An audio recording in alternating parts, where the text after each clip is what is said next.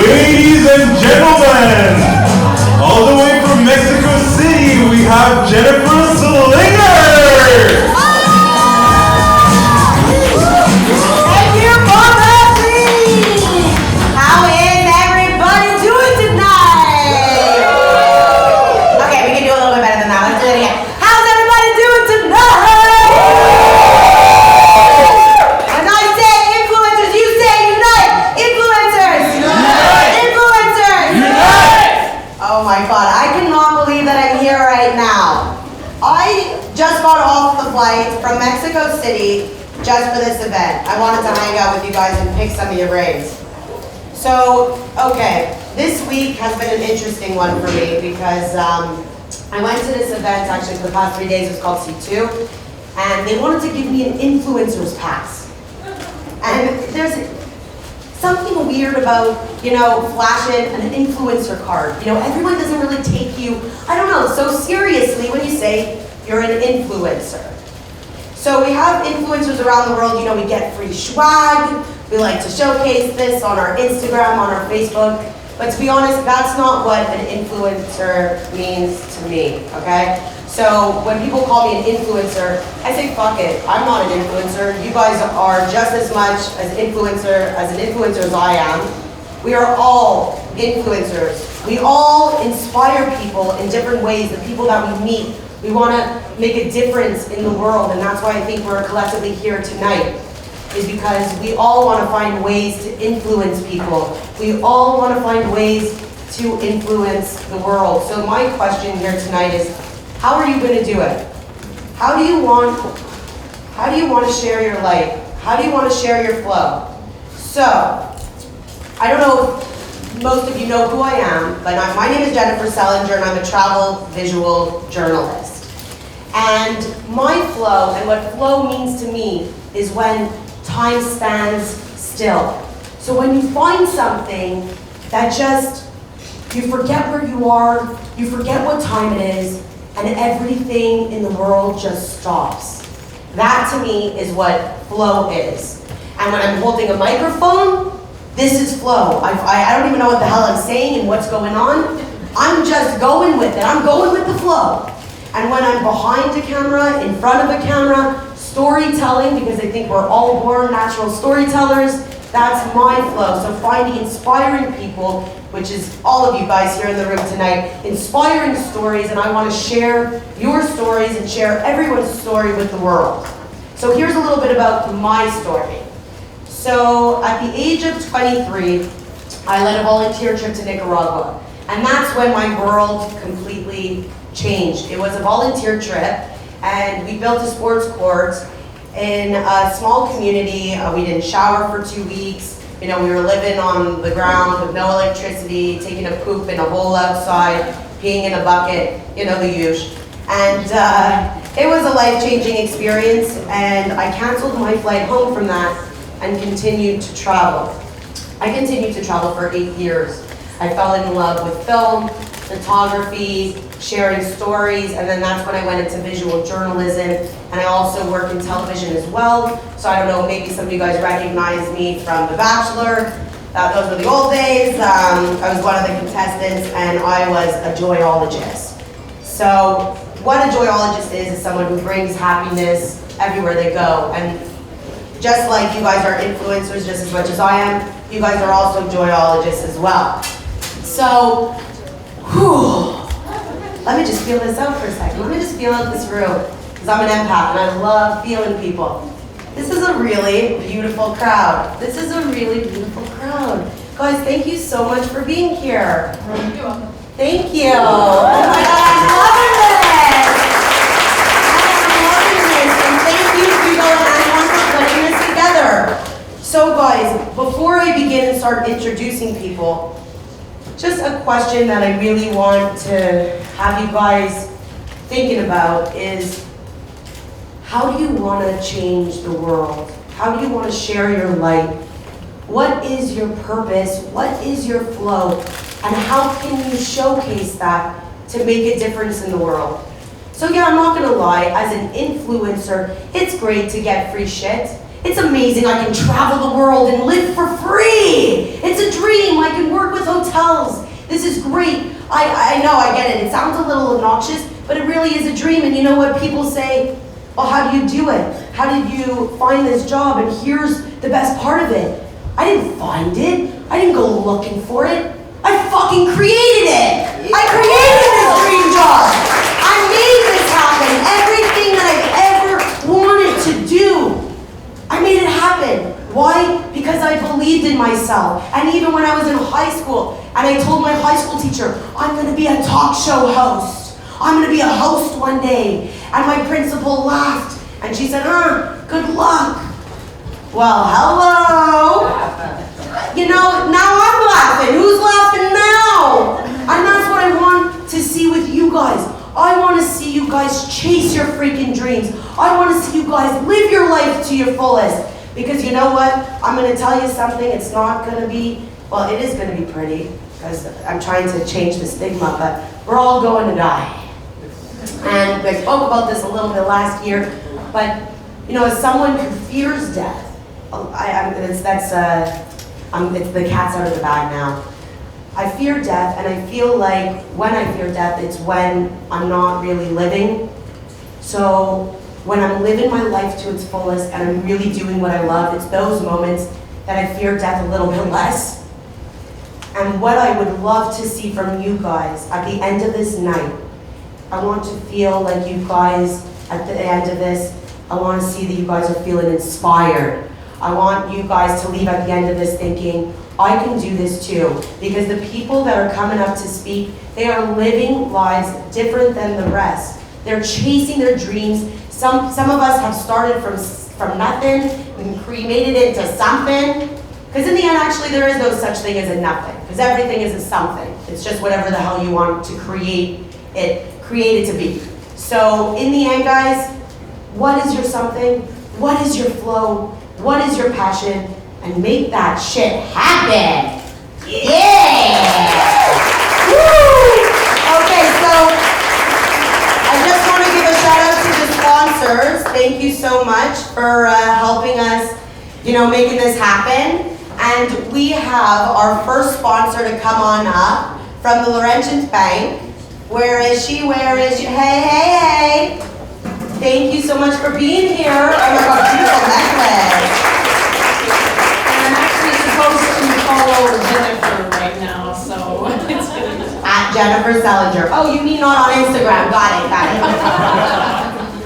That's funny.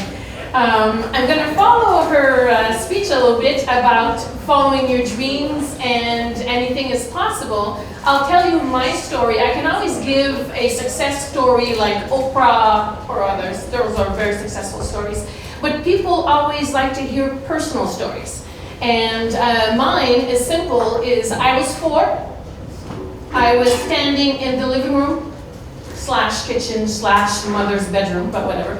And I was looking at my mom and my siblings and I was like, this is not going to be my life. I will have it all. As a woman, I will have it all. Success, a husband, kids, houses, trips. I'm a woman, but I can still have it all. So I was 4. At 12, I was in a history class, but the teacher is obsessed about money, so he's talking about stocks. And I'm 12 and I'm like, can I buy stocks? Can I buy Pepsi stocks right now? TD, World Bank, right now, I'm 12. And they were like, no, you need to be 18. So now, today, I'm not in my 20s, I'm an investment advisor, international speaker, author, and the only woman in Quebec with the title of CDFA, which is Certified Divorce Financial Analyst.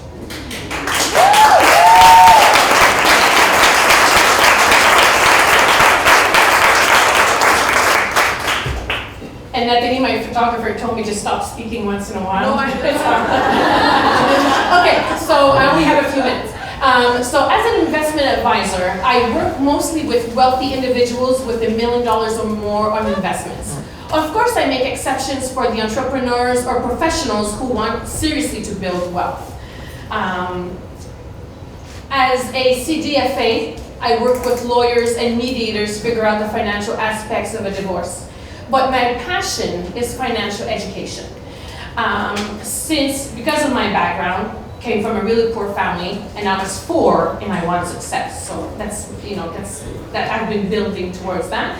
Financial education is really important because you have to remember there's 1.9 million women in Canada living in poverty. And how do you change that cycle of poverty? Is by education. Of course, it's a personal choice. Making a budget, having a financial plan, having an investment advisor is a choice. It's a conscious decision that you have to make, right? That I'm going to build wealth, I'm going to make the effort, I'm going to budget. Financial education is very important to start as young as possible. That's why I've created my workshops and my book, Wealth 101 for Teenagers. And then I have a table in the back, and my books are there. But my workshops are really important because it's young with our first job that we create that habit, the spending, the credit cards, the bankruptcies. It's really, really young. In my book, I talk about my 15-year-old. He thought at 18, with a part-time job, he will be able to move out on his own in an apartment and have a car. So I was like, first of all, read my book. And the financial education doesn't rub off, right? I've been in this field for 15 years, it doesn't rub off. So I told him, read my book and come to one of my workshops, and he did. And now what he tells me is that, Mama, I'm going to stay with you until I'm done university because I don't want to be poor. So I can talk all night about financial education, but it is my passion. That's why I'm creating workshops beside my job. I do that as well on the weekends. It's really important, but no matter what age you are, it's never too late. So follow your dreams, follow your passion, but with a budget. Thank you. Thank you so much, Natalie.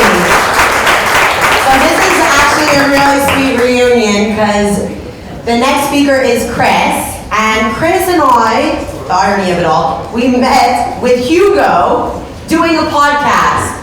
This guy is definitely one of a kind. He has over 1 million followers on Instagram. He is a pharmacist, an athlete. He is farm athlete. And here he is, Chris. Thank you. That's a pretty good introduction. I told you to wing it, but you did it really well. So you see the picture right here? I'm smiling. Now I have a question for all of you. Who doesn't smile enough here? Be honest. You gotta smile more. Smile more. I'm telling you, a smile goes a long way. And that's something I learned when I was much younger. I used to be someone who would always mean mug. I'd go around acting all tough. You need to drop that. If you want to succeed in life, you need to be open to people. You need to smile to people. You need to care about people. And this is something I had to learn through hard times. And I'm going to tell you a little bit more about my story, how I got to be farm athlete and grow a big following on Instagram. Like she said, over 1 million followers today. So first of all, me, I'm a guy that always had everything. I'm not someone who had to work hard for what I had when I was younger. My parents, my mom, she was a pharmacist. She gave me everything, brought me to the best school. But it was a disadvantage. Why is it a disadvantage? Because I never had to do anything. Everything was just handed over to me. So what happened is when I was in situations where I had to think for myself, or actually, consider, okay, what should I do? What's the best option? I would freeze. Even when I would have to speak in front of people, I wasn't able. And right now I'm speaking in front of all of you guys. And I'm having a good time. I feel the vibe. Jennifer definitely did a good job bringing everybody's energy up. So it's really nice. But what I'm trying to get at is that when you have everything, sometimes it's a big disadvantage. And what I had to learn is through these experiences when I was in high school, where I was like stuck and I couldn't speak up, I learned that, I have to fight for what I want. I have to be able to get up and speak out loud when I have an idea. And what I did is I started doing more speeches, like I would be in school, every time the teacher would be, who wants to speak, I would raise my hand even though I was shitting my pants. Sorry for the word shitting, but I'm gonna be myself, That's another thing I wanna tell people, you gotta be yourself all the time. Social media, nowadays people, they love authenticity. What that means is you have to be yourself. Don't try to be someone that you're not, because if you try to do that, people are gonna quickly pick it up.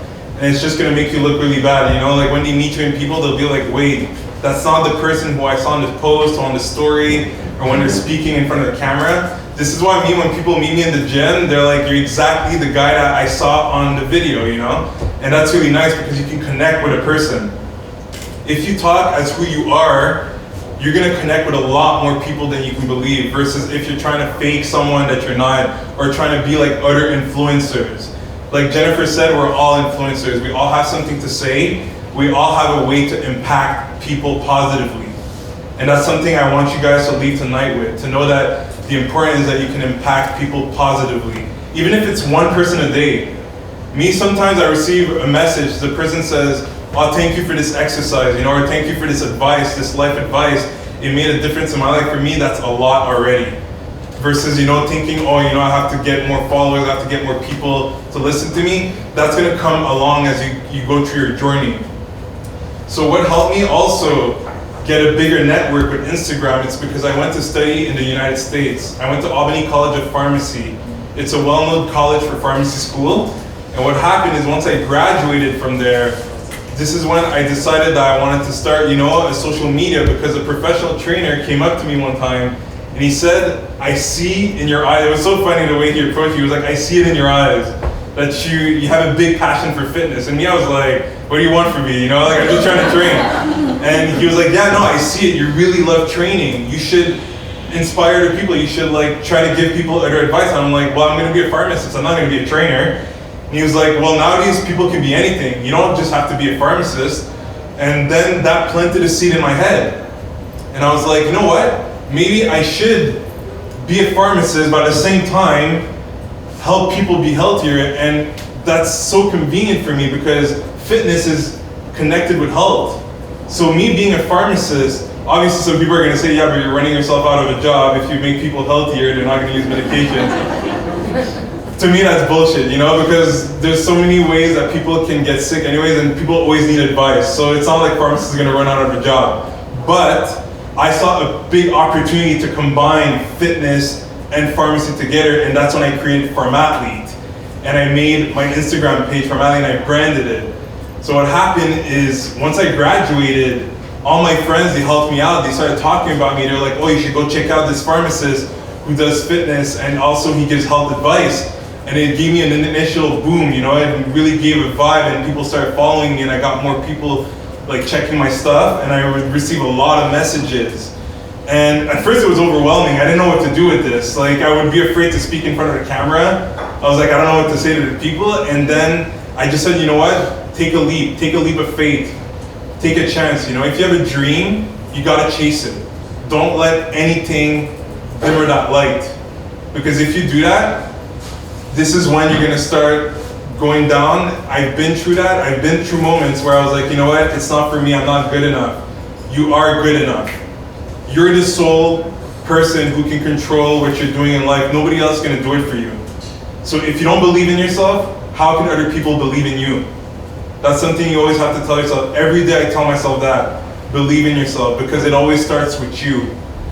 So once I started getting all these people, you know, checking my stuff, well, what happened is that I started creating a community.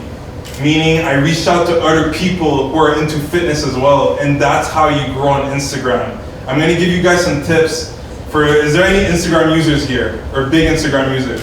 Raise your hands. All right, good. There's quite a few. So I'm gonna tell you right now, a lot of people are like, Instagram, the algorithm, it drives me nuts. It's not that complicated. The Explorer page, it's not that complicated. How it works is that two people that are connected share their audiences via the Explorer.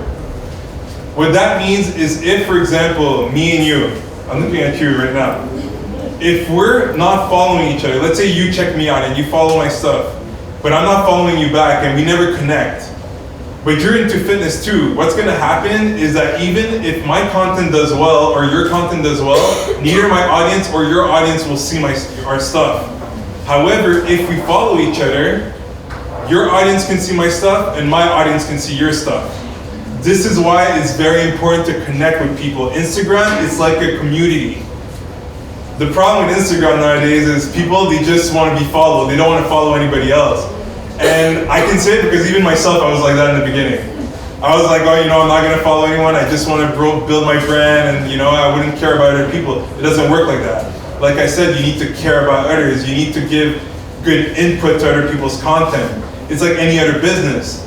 If a business approaches you and says, oh, you know, they talk about their stuff and you're open to them, but then when you go to them about yours and they just shut you down, you're probably not gonna come back to them again. So it's the same thing with Instagram. You need to connect. You need to exchange, and you need to be open-minded. By open-minded, I mean even the newcomers. I actually follow some people who just started Instagram maybe like 2 weeks ago. And I help them, I talk to them, I exchange with them. Why? Because I see they have passion.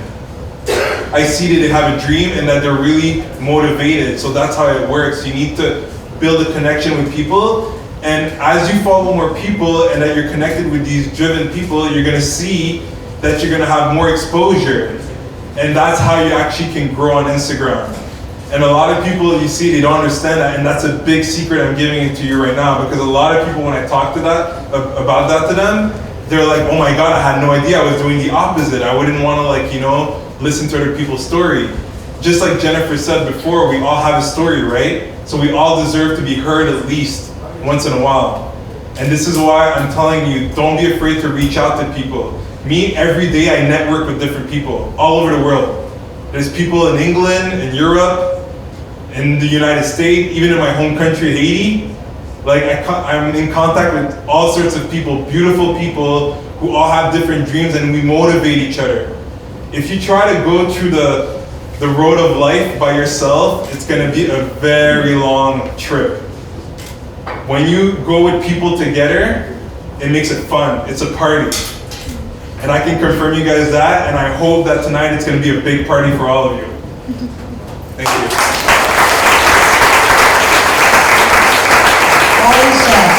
You gave me goosebumps.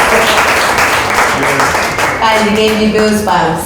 Okay, so I don't know if you know about goosebumps here, but lately I've been trying to surround myself with people who give me goosebumps. Because when I get goosebumps, it means that something resonates with me, something really connects and goes straight to my heart. So how many of you guys got goosebumps tonight yet? Can I see it? Yeah, that's what I want to see. Hopefully at the end of this night, I'm gonna have all of your hands up. So, oh, I see someone like really shaking there. Hugo's in the back. Or is that for me, Hugo? What are you doing? Are you giving a high five or a wave or what is that, Hugo? I don't know. Okay, whatever. I have no idea what Hugo's doing in the back, but he's giving me a dance. So, the next girl that's up, she is a good friend of mine, and we both graduated from human relations. Samantha Kris. So, Samantha, we first went out for a drink, and it was like hearing her speak.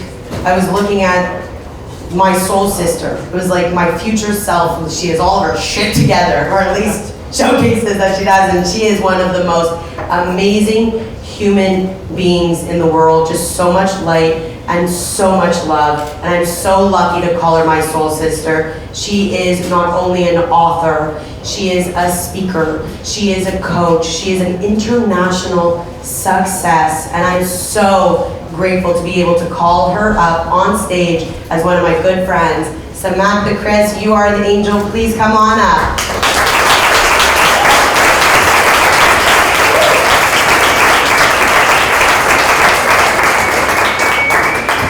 You guys are so lucky to have her in this room right now. Oh God, that just always makes me so nervous. Like a simple, like, okay, come to the front, but it's, good enough. Thank you. Okay, first, can we just give some love to Jen's dress here and sparkling on her shoes? Did you see these shoes? Yeah. I brought my heels, but then when I got here, I was like, fuck it, let's make it, and let me be really me. So, Love it. Thanks for yeah, you know, we're a good girl.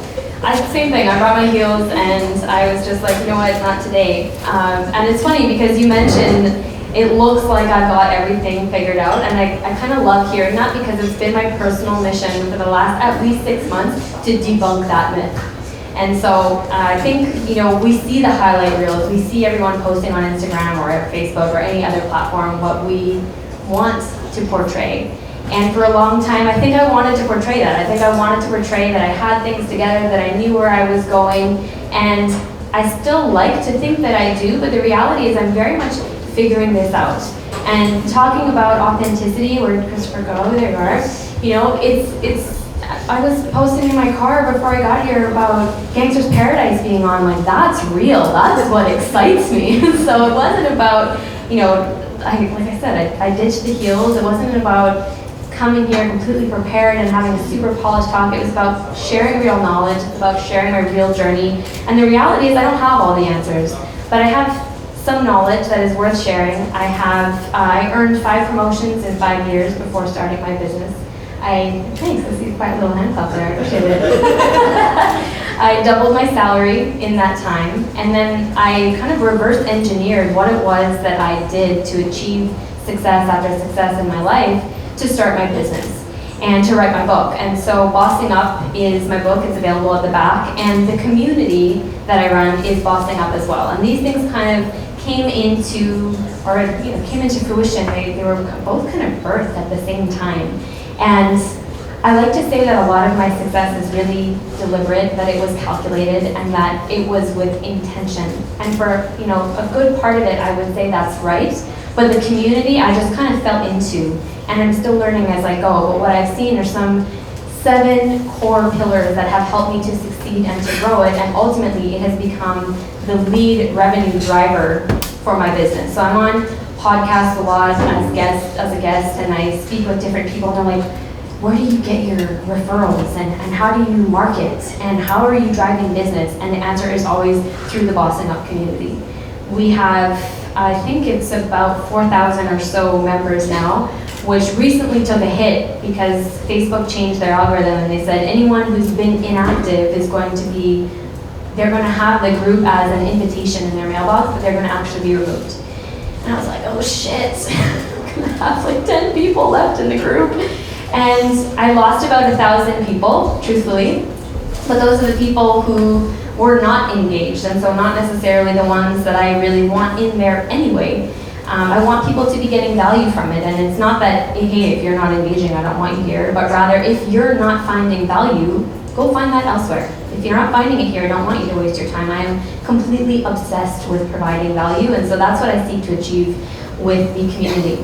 So I've never really shared before, but I'm going to go through my 7 secrets to community success, which again have really helped generate business, to market what it is that I'm doing, to create brand advocates, and ultimately scale my business, but really grow as a person, because the people in this community, and mine in particular, have been so instrumental to my success.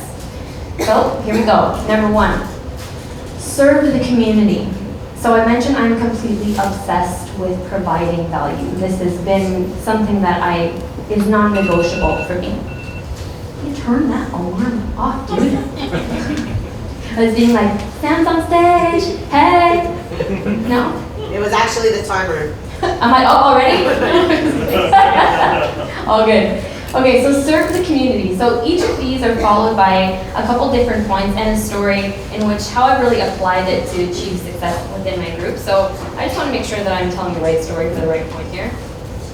This one, you really want to capture the essence of the group. You want to know who your community members are. You want to know what their pain points are. You want to know what pisses them off. You want to know what excites them. You want to know how you can help to alleviate those pain points and really offer a solution in which you start to become tip of tongue and really top of mind for whatever problem that your business or your product or your service seeks to improve or to alleviate. And so serving the community has to start with understanding them, and understanding truly who they are behind the screen, behind the keyboard is essential. And you want to address what is not yet being addressed, meaning create a space in which people can talk about and act on things where they have no other forum to do so, which with social media, with the internet, is so hard to create something proprietary and completely custom or completely new. If it exists, make it your mission to do it better. And so what I have found with, as I was starting the Bossing Up community, is that there was no place that I was part of anyway, no community that I was part of, or a place that I can go where I can both share my wins and successes, but also my losses. There are forums, there are message boards, there are places where people just come and drop what it is they're working on and say, hey, shop here, hey, buy my product, or we'll come and have really meaningful conversation and start exchanging dialogue and building relationships. But there wasn't one place that I found that we can do it all. And so the community comes with 10 guidelines, which really helps to make sure that people are getting the most out of it, but that they feel that they can be confident in sharing what it is they're working on. People are working damn hard to build their business and to build a life that they're proud of, and I want this to be a place where people can feel like, yes, I can share this, and I have people who are cheering for me along the way. But I also want people to feel equally comfortable saying, guys, I dropped a major deal, or I completely fucked up and I don't know what to do now, and so help me out. Has anyone been in this situation as well? And where we can really start sharing resources, being there for one another, and helping us really get into that next level of our potential, which is ultimately what Bossing Up is all about. And so the story here is one of radical innovation. And so again, that really, I define radical innovation as doing something new or better than it is currently being done. And when I first started Bossing Up, it was the community, it was Service Swap. And I started it right around the time that I was starting my business. And I was broke. I didn't have a proper business plan. I had no idea what I was doing and needed resources and skills which I didn't have. And so I thought, there's got to be other people like me who are in this position who have skills that are really sought after, who don't have skills in certain areas, and perhaps we can barter, we can exchange. And so that's really what it became. It was really Montreal focused. It was let's exchange our services to help each other and our companies grow. And we did, which was super exciting. And as we grew, people were messaging me saying, Sam, do I really have to offer my services for free? I kind of want to start charging for them. I'm getting other paying clients, and I really like the group, but I'm not into swapping anymore. I'd like to start generating some revenue, which is music to my ears. So I kind of got back to the drawing board and thought, how does this continue to be a community of value? And so Bossing Up evolved into, or sorry, Service Swap evolved into Bossing Up, which was this idea of stepping into the next level of your potential. If you want to barter, you can. If you want to swap, feel free. But if you want to charge, you're welcome to. And don't be afraid to promote what you're working on, because we've all got your back and we've seen you grow and we want to continue to see you develop. So right around the same time, I started writing the book, and the book was written with this community in mind. It was a continuation of how do I continue to provide value. I see where their pain points are, I see how they're growing, and I've got something to say that I think would really resonate with this audience. And so when it came time to finding a name for my book, it only made sense as I was thinking, who is going to have it in their hands? I was working with one of my formatters, and she said, okay, close your eyes and picture where is this person who's purchased your book, and what do they look like, and what are they wearing, and what is your book doing in their hand? Is it in their bag? Is it on their table? Is it, what's going on? Are they on the train? And I started seeing faces of the people in the community, and it was all the people who I personally have reached out to, who I know what they're doing with their business, who I know, what's going on with their family, with their education, and they became my main driver, and I've continued to be so. And so serving the community must, at its core, be your main mission with growing it. So we'll go on to number 2. Thank you. So embracing vulnerability, we talked about authenticity and really the importance of being yourself. I encourage you to go, drill one step deeper. So yes, be yourself, but not just your best self. People don't just want to see the highlight reel. They want to know what went into this seemingly overnight success story. And it's impressive to some when I say, 5 promotions in 5 years and doubled my salary and now speaking all over the world and have a book, and they're like, wow, how did you do it? With a lot of heartache and with a lot of compromise and a lot of shit that I went through, that I missed parties and I didn't go to certain things and I said no to a lot of things, and there was a lot of work that I had to do personally to get through these self-sabotaging thoughts, to get through, the negative self-talk of telling myself that I can't, that I'm not good enough. These are real parts of the journey that may not get as many likes, but are so important in people seeing themselves in your story and ultimately buying into the brand that you're creating.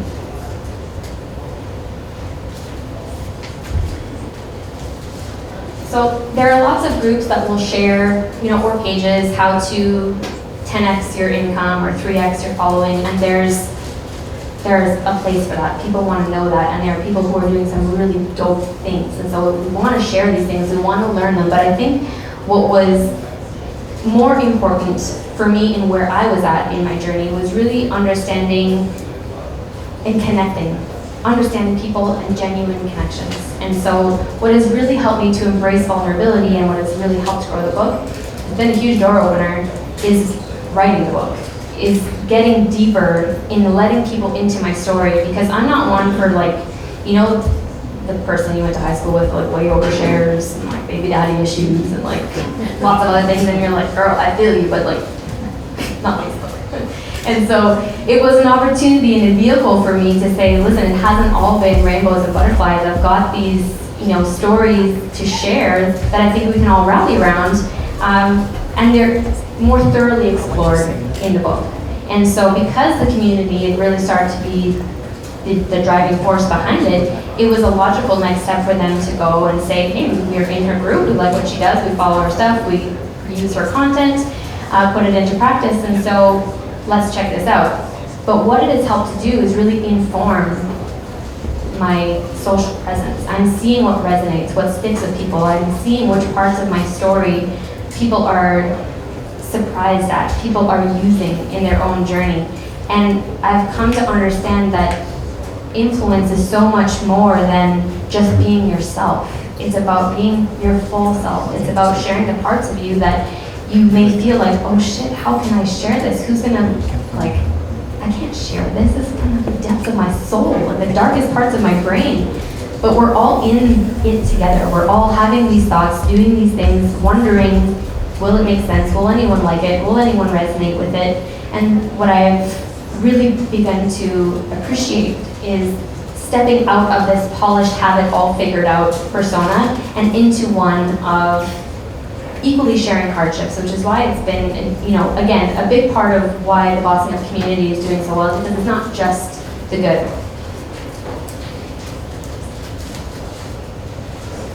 What's really helped with people understanding more of my story is that because they've seen, I call it pity city, they see me kind of going through these ups and flows, they see the highs, they see the lows. When something good happens, they want to cheer me on, they want to support me. When I launch a course, when I launch a workshop, when the book has come out, I have a community, 4,000 people backing me, saying, yes, Sam, we want to see you succeed, and that is so special. But that's not because I'm just sharing consistent, polished images. It's because I'm sharing value and I'm being real. So we'll go to number 3. So offering free content, you have to give parts of yourself in order for people to follow you on your journey. And I work with a lot of people who think, I can't put this content out just for free. This is valuable. I should be charging for this. Or, this stuff's gold. I can't just post it. And I need to put it behind, an email. I need to get them on my mailing list. I need to charge at least something, top of the funnel, to start moving them through and really convert them at the end. But at the end of the day, there are very few things, very few bits of knowledge that are proprietary. And so with one Google search, people can probably find what it is that you feel is oh, so awesome, can't give for free. What you want to give for free is the what. People want to know what you're doing. And where you can really start to think about converting them and driving value from a business perspective is the why and the how. So the what, give them what you're doing, what you've learned, what's working for you, what's not working for you. This is how they'll buy into your brand, into the value that you're putting out there. So that when you want to know how I did it, or want to know why this is working for me, then you bring them into a private group, then you get them on your mailing list, and then you start to nurture the people who have already bought into what it is that you want to do, what it is that you want to influence on them, and that the changes you want them to make for their own lives, but that we can't get hung up on, oh my gosh, I can't give it for free. And it's because of what we give, that people are willing to give parts of them back, whether that's their time, their hard-earned money, whatever resources are of value to them. It is a give and take. And so offering free content, being consistent with my posting, being, always thinking about giving value. This has been hugely, like a large reason why I'm selling out workshops and speaking events and master classes and the Boston Up Academy, which I recently didn't lose it, launched. Thanks. Good looking out. It is because I give so much of what I'm doing to others to say, listen, maybe this might work for you, that they're willing to say, that actually did work. And you've got other insight as to how I can implement this in other parts of my life, or why this is working for you in a completely unrelated area. Interesting, yeah, okay, I'll go to that workshop, or yeah, okay, I'll go see you speak. And so free content is really a door opener. It is a conversation starter, and it is why I've been able to get people on board with what it is that I'm saying, that I'm really preaching for, and saying, guys, this is working for me. There's no reason it can't work for you, but we need to work together in order to make sure that we're keeping each other accountable and that we're actually sticking to results. Go to number 4. So one of the biggest perks of having a community is transferable skills, the social capital, is the ability to learn from each other. And if you're not facilitating that for your community, it's really a missed opportunity. What I love about the Boston Up community is that they jump on every opportunity they get to say, oh yeah, let me introduce you to this person. Or yeah, absolutely, you know what, I worked with this guy, you're gonna love him. And, or saying, I actually have skills in this area, let me help you with this. And again, help doesn't necessarily come for free, but it's about being able to confidently say, yep, this is my area of expertise and here's what it's going to cost you. Or I actually love this initiative so much, I just want to be part of it in any way that I can. But it's about connecting people. And what I found so helpful for me is really understanding my top contributors and getting to know them on a personal level, whether they know it or not. Is about understanding what are they posting, where are they struggling, what successes have they showed recently, what's going on in their personal lives that they're sharing on social media, so that when they post a question or start a poll or ask for help in any area, I can say, you know what, I know that these are things you've talked about in the past and these are people you've worked with in the past. Perhaps consider trying something new. Perhaps consider trying working with this person. And I've been able to connect them with each other, with opportunity, with other resources in a way that other communities that I'm part of, not that it lacks, but that because I've started to do that, the community is so committed to doing the same thing. They see me connecting people, they want to connect people, they want to refer their friends' business, they want to see people succeed. And I've had not just my own business, but I've had so much business driven from community connections within the Boston Up members that they've been able to scale and to really get themselves to the next level of their potential. So if you're going to start a community, if you haven't already, as a facilitator, it is your responsibility to connect people. If you're just having them come in and sit there, what is it all for, right? You want to give people the most value, and if you've got people who are buying into your mission and the direction in which you're going, help rally the team, connect them so that we can link arms and move collectively in the same direction. Another thing people really care about, so we care about our needs being met, we want to be heard, we want to be valued, we want to feel significant as humans. And so the more you're able to recognize what someone is going through, where they're struggling, and how you can add value to get them out of their own pity city or the valley of despair and into a more promising place where they feel like, you know what, I actually got this. This feels really good and I feel supported. You have to think bigger than yourself. You have to think bigger than them. And so if you don't have a mission for your community and you're thinking of creating one, or if you are kind of organically just starting a movement, you don't have to have a Facebook group to be leading a community, but to be rallying people towards a common goal, it's essential that you have that you think about what do they need to be connected to that will really provide them with the most value. Because if you deliver that, if you help to alleviate their pain points, if you provide value, and if you are connecting them, they're not going anywhere. They're going to be community members and business drivers and brand advocates and champions and whatever you want to call it forever. And so these are the people who are really going to help your business and your brand get to the next level. For me, when I talk about,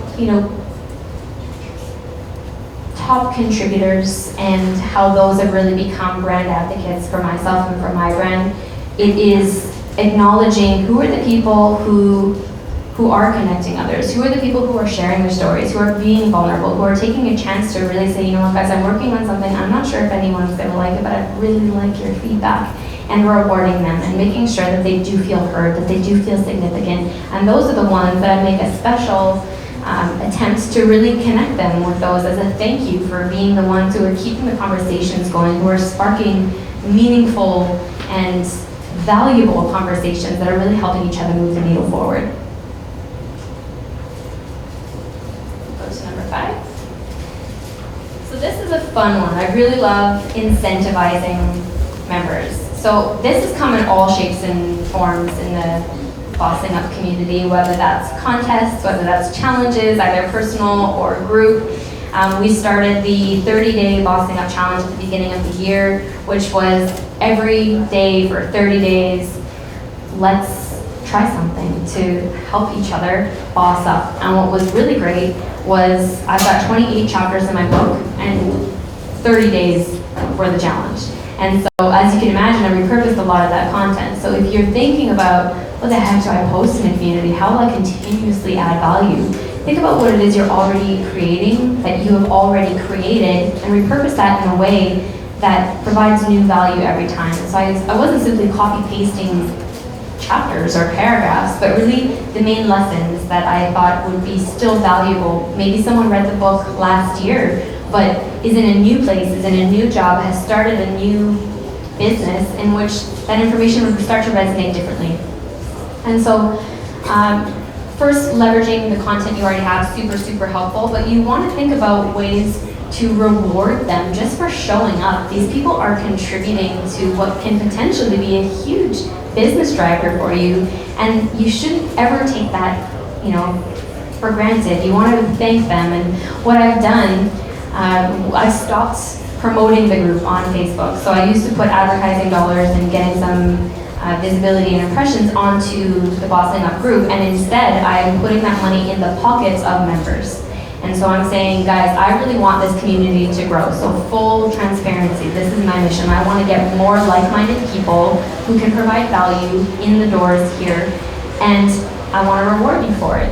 So I try to link all of these challenges with ones that would really benefit the pain points in which I'm seeing come up in conversations and the parts of their lives and businesses that really matter to them. And say, okay, so not only do I want you to think of one positive affirmation today that will really help you get over a self-sabotaging belief that has been lingering, hovering over your head for months now, but do that and invite your crew in. Invite people in. The one who invites the most, and I break it down. So there's a $25 gift card, there's a $50 gift card, there's a $200 grand prize. I think that's what it was for the Bossing Up 30-day challenge.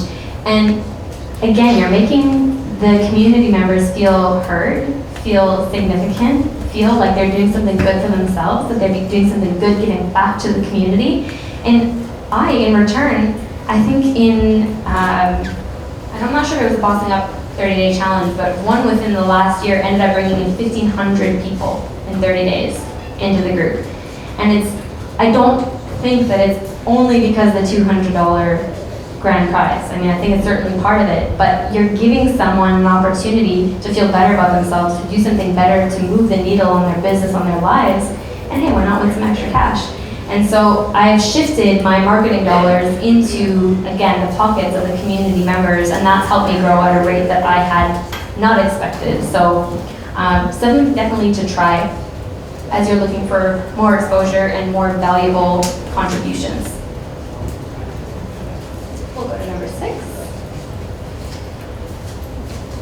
Facilitating offline connections is kind of one that happened by surprise for me. I really thought this was going to be a Facebook group, nothing more, nothing less. And what I've learned is that digital or virtual or online groups, while they're good for global connections and while they're good for convenience and while they bring a lot of people together quickly, what you lack is the water cooler talk. What you lack is the genuine face-to-face connection and the ability to look at shake someone's hand and say, you're someone I'd really like to do business with.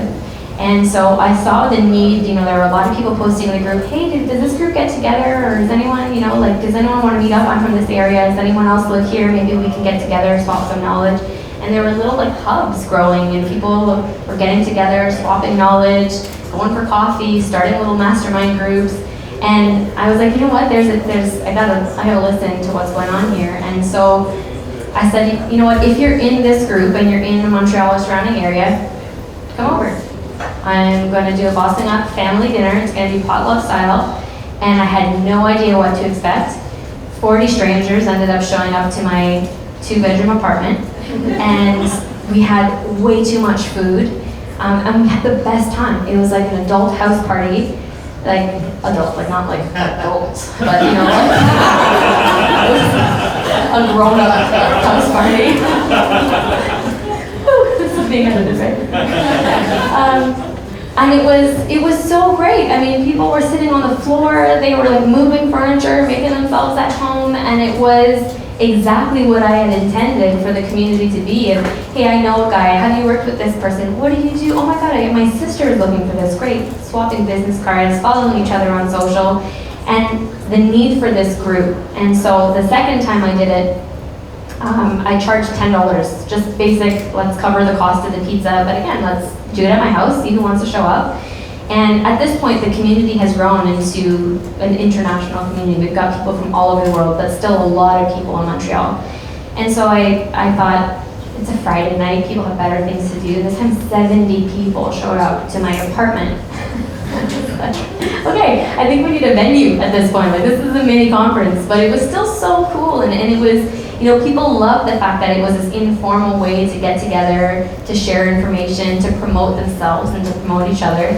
And so eventually that evolved into the Bossing Up Brunch.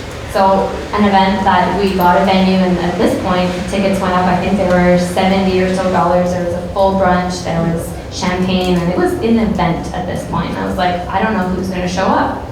And the first time I put it out there, it was silly, kind of right in the heart of summer, and a lot of people were traveling, and people were like, oh, I would love to be there, this sounds really cool, but I can't, I'm traveling up at this wedding, up at graduation, whatever, right? So I'm like, okay, is this just lip service, or do people actually want to come and they can't? And so I took a chance, I changed the date to one in September, and the event sold out with almost 100 people who came, and they had seen so much value in previous events and in what they're getting from the community online, and they had such a desire to connect in person that it wasn't about the price, it wasn't even about the food, it was about getting together with other people that they felt they could be themselves with, that they can shamelessly say, yeah, I launched a new product, I'd really love if you could check it out, or come to the launch party, or XYZ, right? Getting out coupons, giving out promos, and really supporting each other in a way that we don't see in other communities. However, Influencers Unite, I mean, y'all are here, you better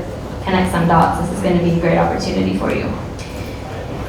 So, this one thing to leave you with on facilitating offline connections is that mobilization inspires action. Education alone is not going to inspire your community to do better, to be better, but if you give them an opportunity to put that knowledge into action, and that opportunity often comes with getting together, with connecting the dots, connecting people with those that really can contribute to their journey, you'll be able to help them move the needle, and then you're the one who, when they think of, well, how is this possible, or how did I get here, that they attribute at least part of their success to you. And if that can be of value to your business, you want to be that person who's top of mind for them, so that they keep coming back, referring business, and ultimately continuing to be your champions.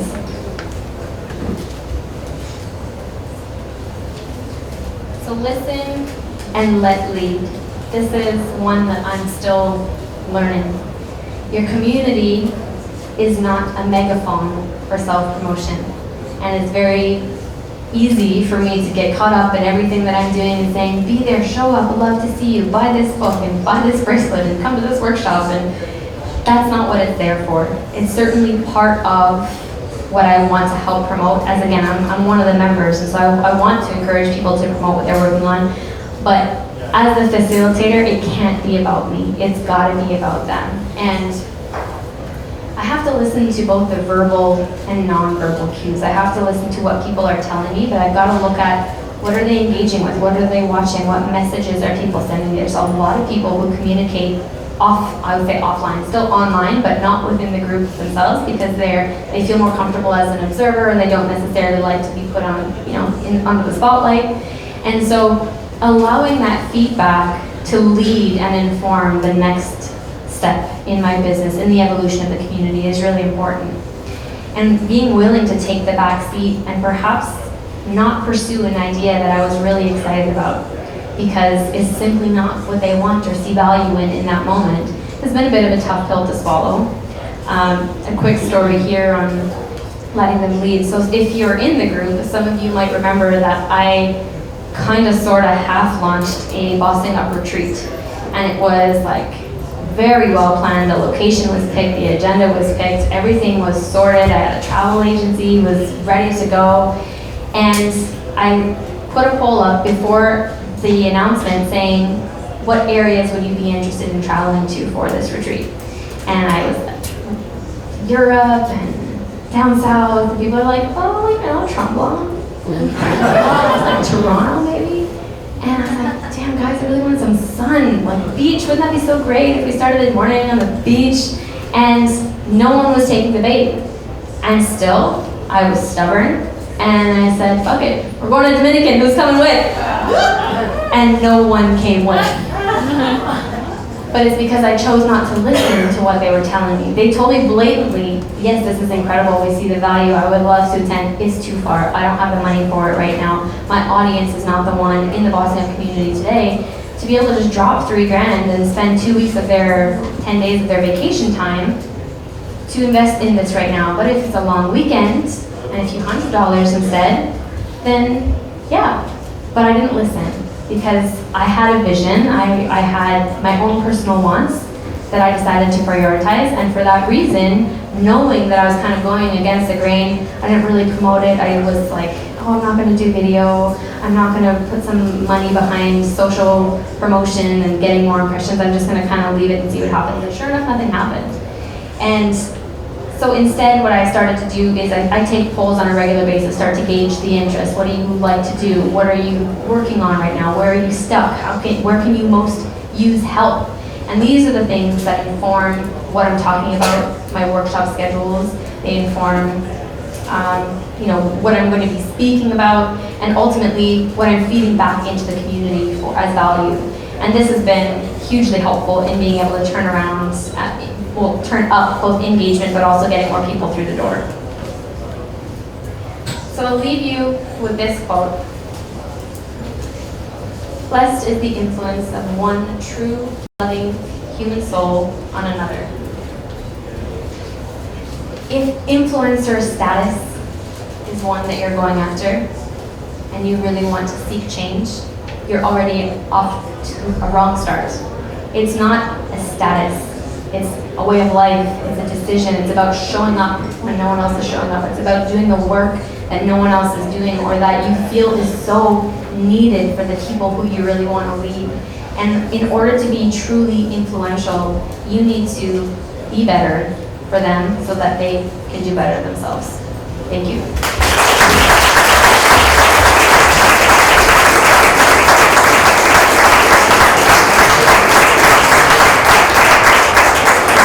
I love this, girl. Thank you so much, Sam. So Nicola over here is our next special guest. We traveled to Florida together. She's one of the most beautiful souls. She came all the way from England to Montreal and just never left.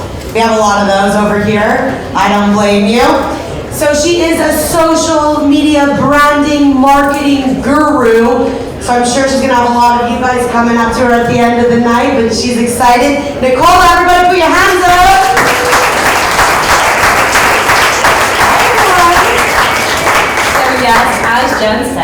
is a British accent. Thanks, Jen.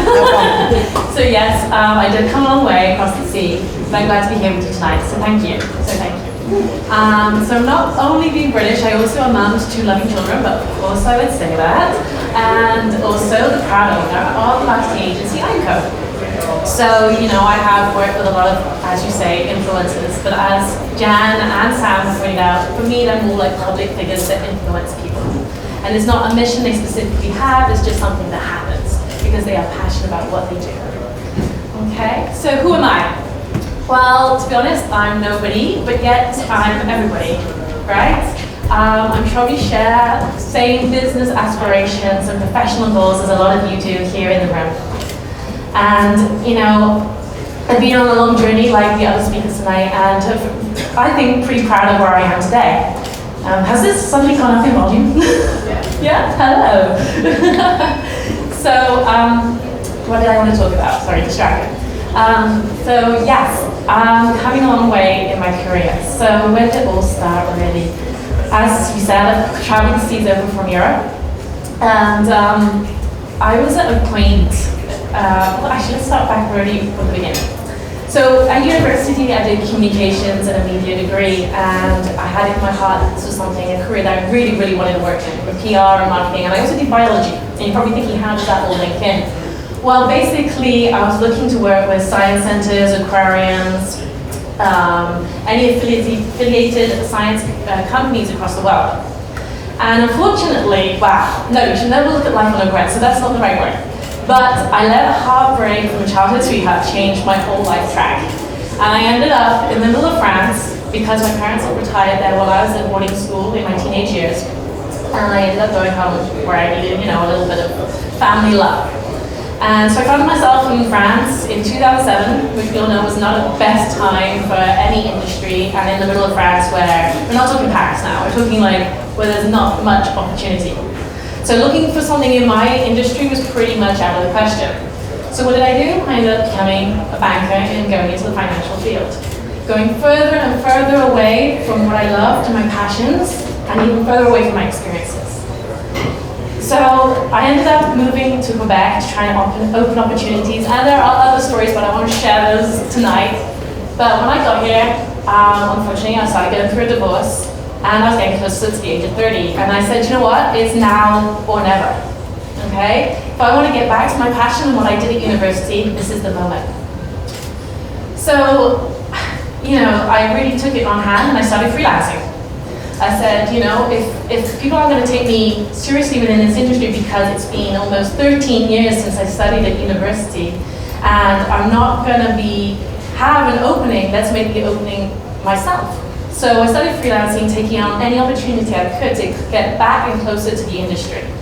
So, you know, anything from blogging, some of you might recognize me from MTL Blog, and anything I could do to get closer to that industry and get my foot in the door. And, you know, and it's taken me on a journey to the point now I have a full-fledged team across the world working remotely, and I'm very, very proud. And I hope to really grow on that. So yeah, so it's been a great opportunity and a great journey. Now, I can't, just like Sam said, you know, there's a lot of ups and downs. It's not easy, it's not streamlined, it's not something that's going to come to you just because you want it. And one of the biggest things and struggles I had is that I went through a lot of pain. I think Sam said exactly, I can't even find Sam now, where is she gone? She said exactly the same thing. So, there's been three key ingredients for me for my success. And number one was hard work. Yes, people say it again and again, and it's nothing new, right? But I swear to God, tears, sweat, pain, disappointment has got me to where I am today, and I'm glad I went through those breaking points. Otherwise, I've never lived and learned, and I'm glad I never others in those points and really got them. They got to me. I stood up and said, "Hey, I've lived and learned from this now. It's to get up and get me stronger because of it," and that's really helped my success. Number two is being surrounded by the right people, right? Okay, again, it's something that people repeat, and I've heard thousands of people up on the stage say the same thing again and again. But it really is something, and something I've made, again, loads of mistakes in. I'm a big heart, I wear it on my sleeve, and I have confidence in a lot of people. So I've often let many people into my life, and yes, I've made mistakes. But it's made me stronger, and it's helped me identify, and it's opened opportunities. So definitely choose your people wisely, but don't give up just because you've been like hit or hurt. Keep trusting in people and keep going. Number 3 is basically, sorry, I'm getting very dry mouth. I need to go water. Yes, please. I'm going to give you my phone, so don't need it, obviously. Anyone got water? No? Okay.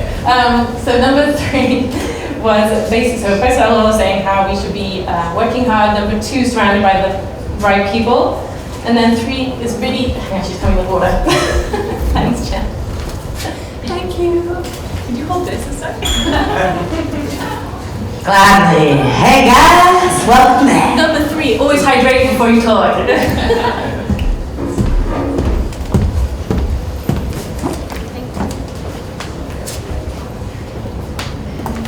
I can't even remember what number 3 is now.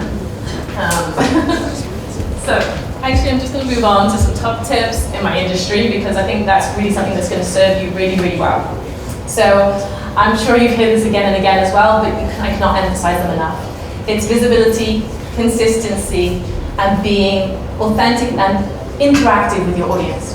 The others have already touched on these points, but there's nothing I can really insist more. So what do I mean about being consistent? Consistent basically means putting yourself out there on a regular basis. If you want to be heard and you want to be seen, not just for the algorithm's sake, but for your audience's sake, they want to hear from you on a regular basis. So if you get your outside, you plan ahead, think about those moments, investigate, look at the figures and the statistics in the back end of social media, and work out the best times when your audience are active, and really be out there and sending your message. So that's all as well joined in with the visibility. Make sure that you are communicating through different forms of content, videography, photography, verbal, non-verbal. Make sure it's all out there. Be varied in your content and don't be afraid. And then interactivity. Make sure that you're interacting. Samantha touched on this earlier as well. If you do not interact with your audience, then it's passive and it's just not going to lead to anything. So if you really want success, this is the last key. You can be posting as much as you want and as often as you want, but if you're not talking to your audience, then there is no value. So don't be afraid, but don't make it spammy as well at the end of the day, right? Make sure your message is clear, authentic, and unique to you. You bring something to the table that has got value and is going to be something that they can actually learn and thrive from. So really, if you want to be out there and thriving, whether you have a business or you want to be a public figure, I cannot stress those points enough. And my journey has been different. I've been through different industries, but it brought me to a stage in my life now that I can proudly say that I'm contributing to the bigger picture and businesses across the world. So, I will be here this evening, but any of you do want to come up and ask me any questions, or I do have some secret sources that I'd be more than happy to share with you. And it was a great pleasure to be with you here tonight. Thank you. Thank you, Nicola. Okay, guys, we have 2 guest speakers left, but before we get to that, I want you guys to make sure that you have your water, that you have your drinks, and that you're feeding your stomachs. So, over there, I said stomachs, if you're wondering. Sometimes I mix my words together when I feel like, and I make up my own words. It's fun like that because I keep you guys on your toes. So, before you guys take your snacks and have some drinks, and then we have our 2 last guest speakers, can we just take a second and turn around if you're not sitting next to a stranger? I would like everyone to find a stranger in the room and just shoot the shit and maybe share what your dream is, your passion, and what you're doing here tonight. Thank you. See you guys soon. I'm giving you like 10 minutes.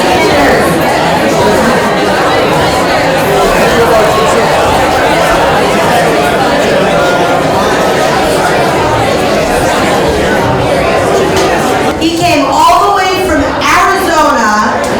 He is a TEDx speaker. Has so many siblings, he can't even remember most of their names. But he's going to tell you all about that when he gets up here. He is a man of many, okay? I thought I was a Jen of all trades, but you're putting me to shame over here. He is a writer writer, he is a speaker, he has his own podcast, he has a YouTube channel, he does it pretty much everything. Get your tushy up here, Mr. Wayman! Go, brother. Nice to meet you. What's up, ladies and gentlemen? First of all, this is my first time ever in Montreal. Thank you, it's been a very warm welcome, and I have to just say, I'm actually really pleasantly surprised in a really good way. I didn't know what I was coming into. I've been to events before where they're like, oh come, there's gonna be like 500 people there, 1,000 people there, there's 7. And so, if you would not mind, for Hugo, Antoine, Jennifer, everybody here that has made a big part of making this happen, will you please give everyone a round of applause?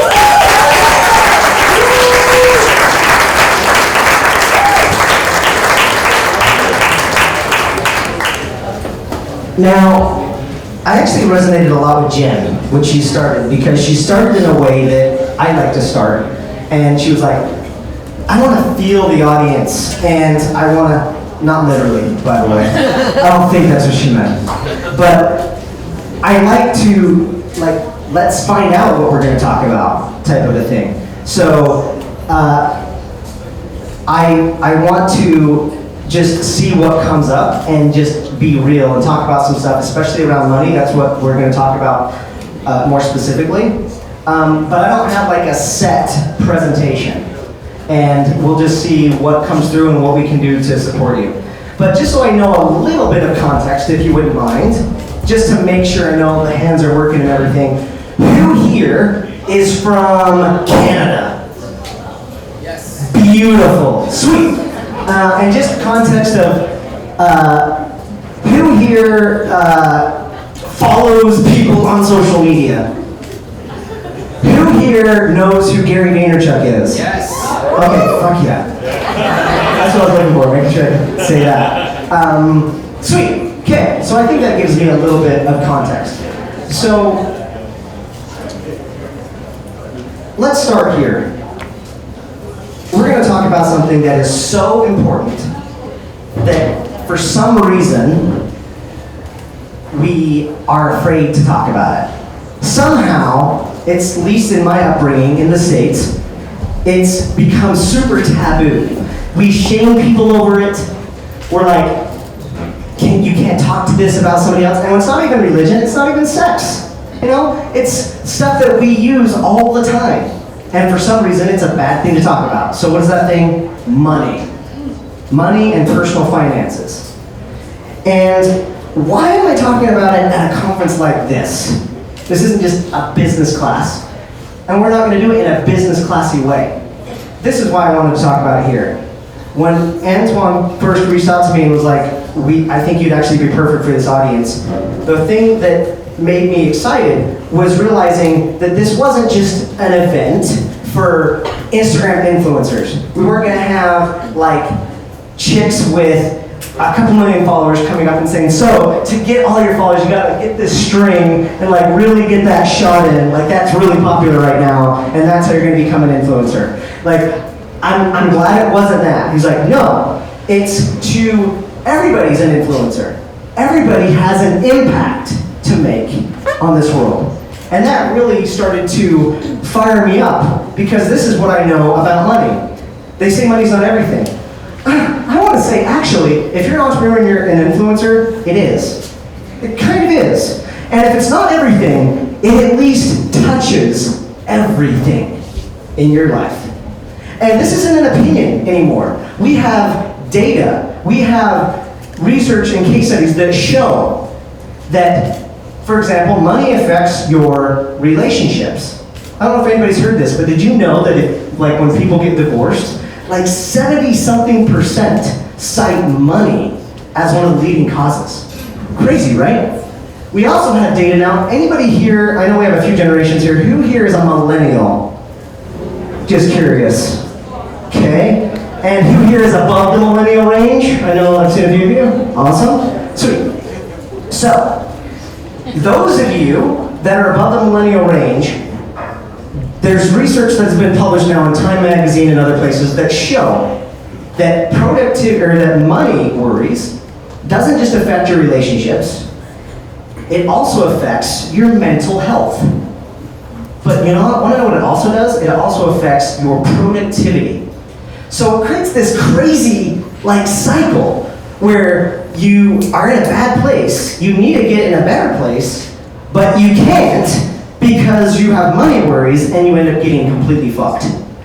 If you're a millennial, you are twice as likely to be negatively impacted due to money worries. Pretty wild, right? So that's what I wanted to, I think we should start the conversation there and see what we can do to shift that.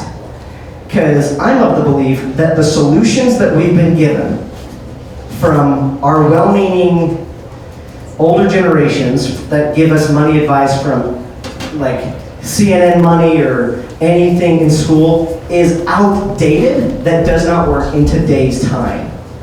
And we're also getting information that just doesn't work when we live in a time where things are so fast and we have different types of tools. So maybe there's a way we can share time-tested principles, but in a new generation. Cool?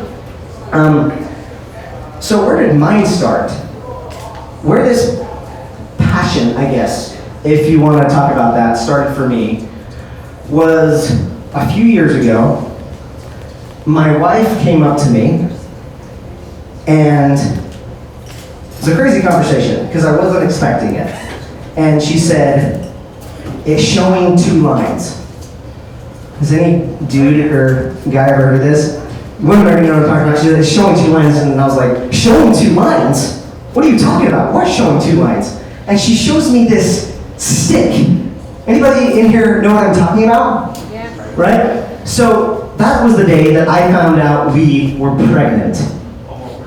And yeah, it would be a time that you would think you should be really happy about that, right? Like, you're growing, you're gonna have somebody that looks like you, and you're gonna get to make the world a better place and all that type of stuff. But truthfully, I was scared out of my mind. And why? I'm a young dude, just graduated college. Why was I scared out of my mind? Because that was the day that I had to get real with my financial situation for the first time in my life. And I knew that it wasn't in a good place. I didn't know how bad it was. So with a baby on the way, I started digging, and I found out that I was $53,000 in debt with a newborn on the way. So you can see why I was fucking crazy, right? Out of my mind. And where did that come from? I was got in this place where I was so freaking frustrated. I was like, I just graduated college. I'm a first generation college kid. I'm the only person in my family that's ever graduated college. I went to school for business and all this stuff. I'm working, I'm in sales. How did this happen? How did I get to this place? Is it ever going to get fixed? And Jen mentioned something in my bio that I just want to clear up because she wasn't joking. She said, Calvin's somebody that can barely remember all his siblings' names. That's kind of true. I can actually remember every single one of them. But the truth is, that is the number one question I get. So let's talk about where I come from. You heard Salt Lake City, right? I'm from Arizona, but I'm originally from Salt Lake City. And I don't know if that brings anything up for anyone, but I actually grew up in Mormon polygamy. And this is something that I have barely started sharing. This is the second stage in my life that I've actually ever shared this story on. And the first time I ever stepped foot inside of a public school was when I was 20 years old. Because I was homeschooled my entire life. Great childhood, great upbringing.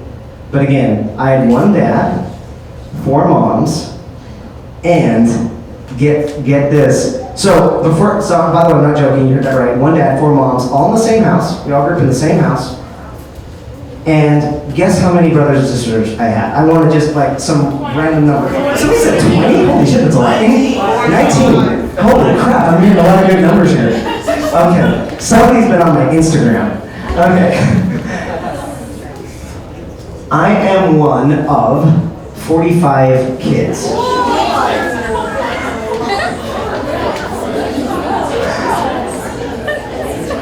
So you can see Jen wasn't joking, right? Why people wonder, can you remember all their names? What was that like? Holy shit, 45 in the same house? Yeah, wrap your head around that shit, right? One of 45, so there were some perks to it. I mean, obviously you were never alone, you know? You always had friends around, you know, best friends that were yours. You had brothers that were 2 months older than you know, stuff like that. You had enough siblings that, like for a sports team, all of them, you know? You had more siblings than there are days in the month, you know? Like, you have like a month and a half's worth of birthdays, if they're all lined up, right? Crazy, right? Now here's the thing. When I went to college, this was all normal. Like, literally, I can't even explain to you, like, what it was like to take that first kind of step out of that bubble. Because I mentioned, I'm a first generation college kid. Nobody in my family before or since has gone to college. And all of this is backstory of, because I think it's important to know the discovery process and where this has all come from. And so people ask me all the time is, bro, like if you were in this bubble, like how did you get out of it? Like even ideologically, like how did you shift your mindset to step out? I remember the freaking day that the crack happened. Like the crack in the entire thing. And it was when I did something very, very, very dangerous. I don't know if anybody's ever been to college, maybe, a few of you. Has anybody taken an elective? So I took a really dangerous elective. And the elective was a philosophy class.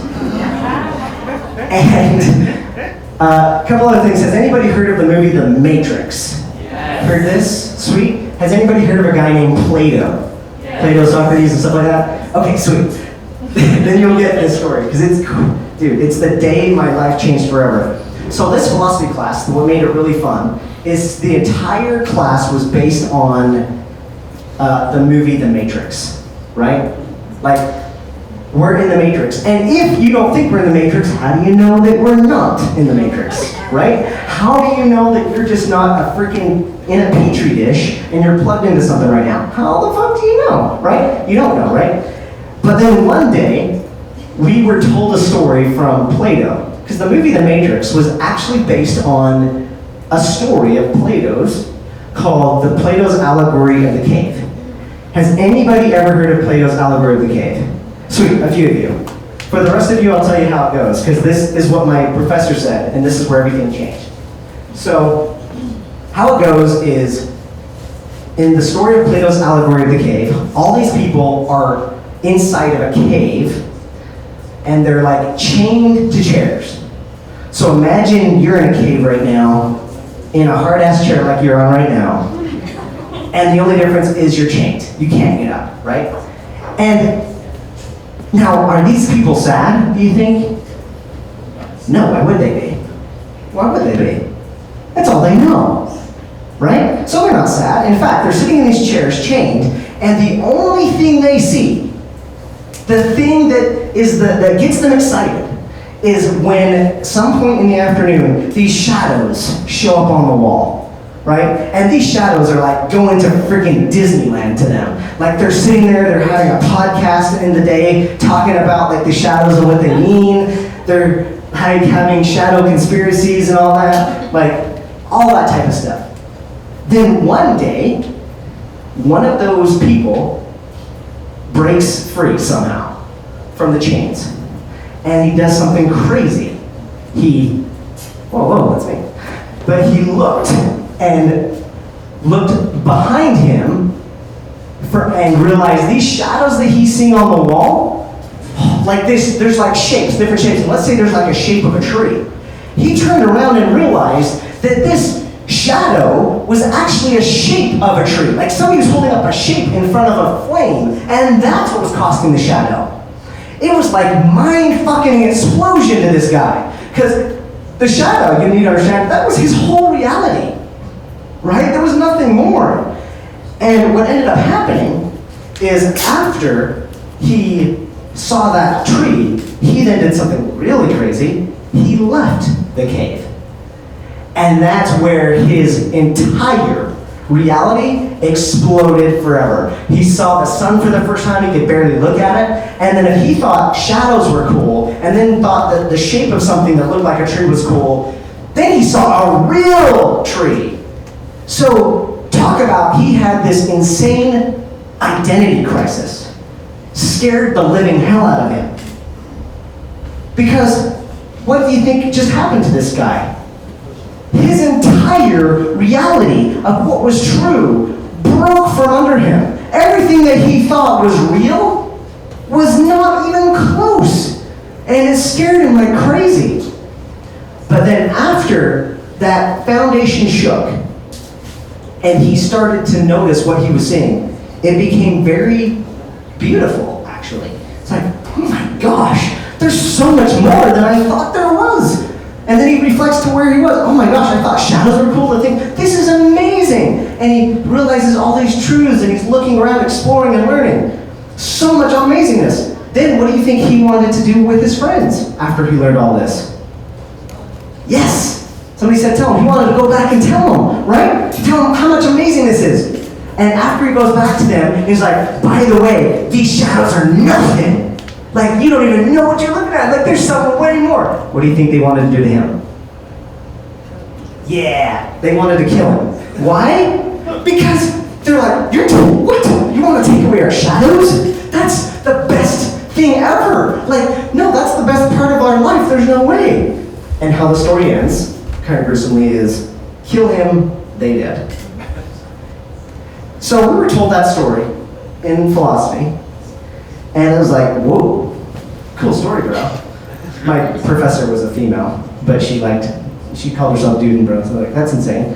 But then she asked us this question, and this is what changed it for me. She was like, okay, here's the story. Now, who are you in the story? Who are you? Can you honestly say that you're someone that is leaving the cave? You're seeking truth. You're seeking something even if it's uncomfortable. The sun represented truth and light, even if it's hard to look at. But because it's real and it's in reality. Or how do you know that right this moment, you're not just sitting your ass in a hard chair and all you're seeing is a projection in front of you on the wall?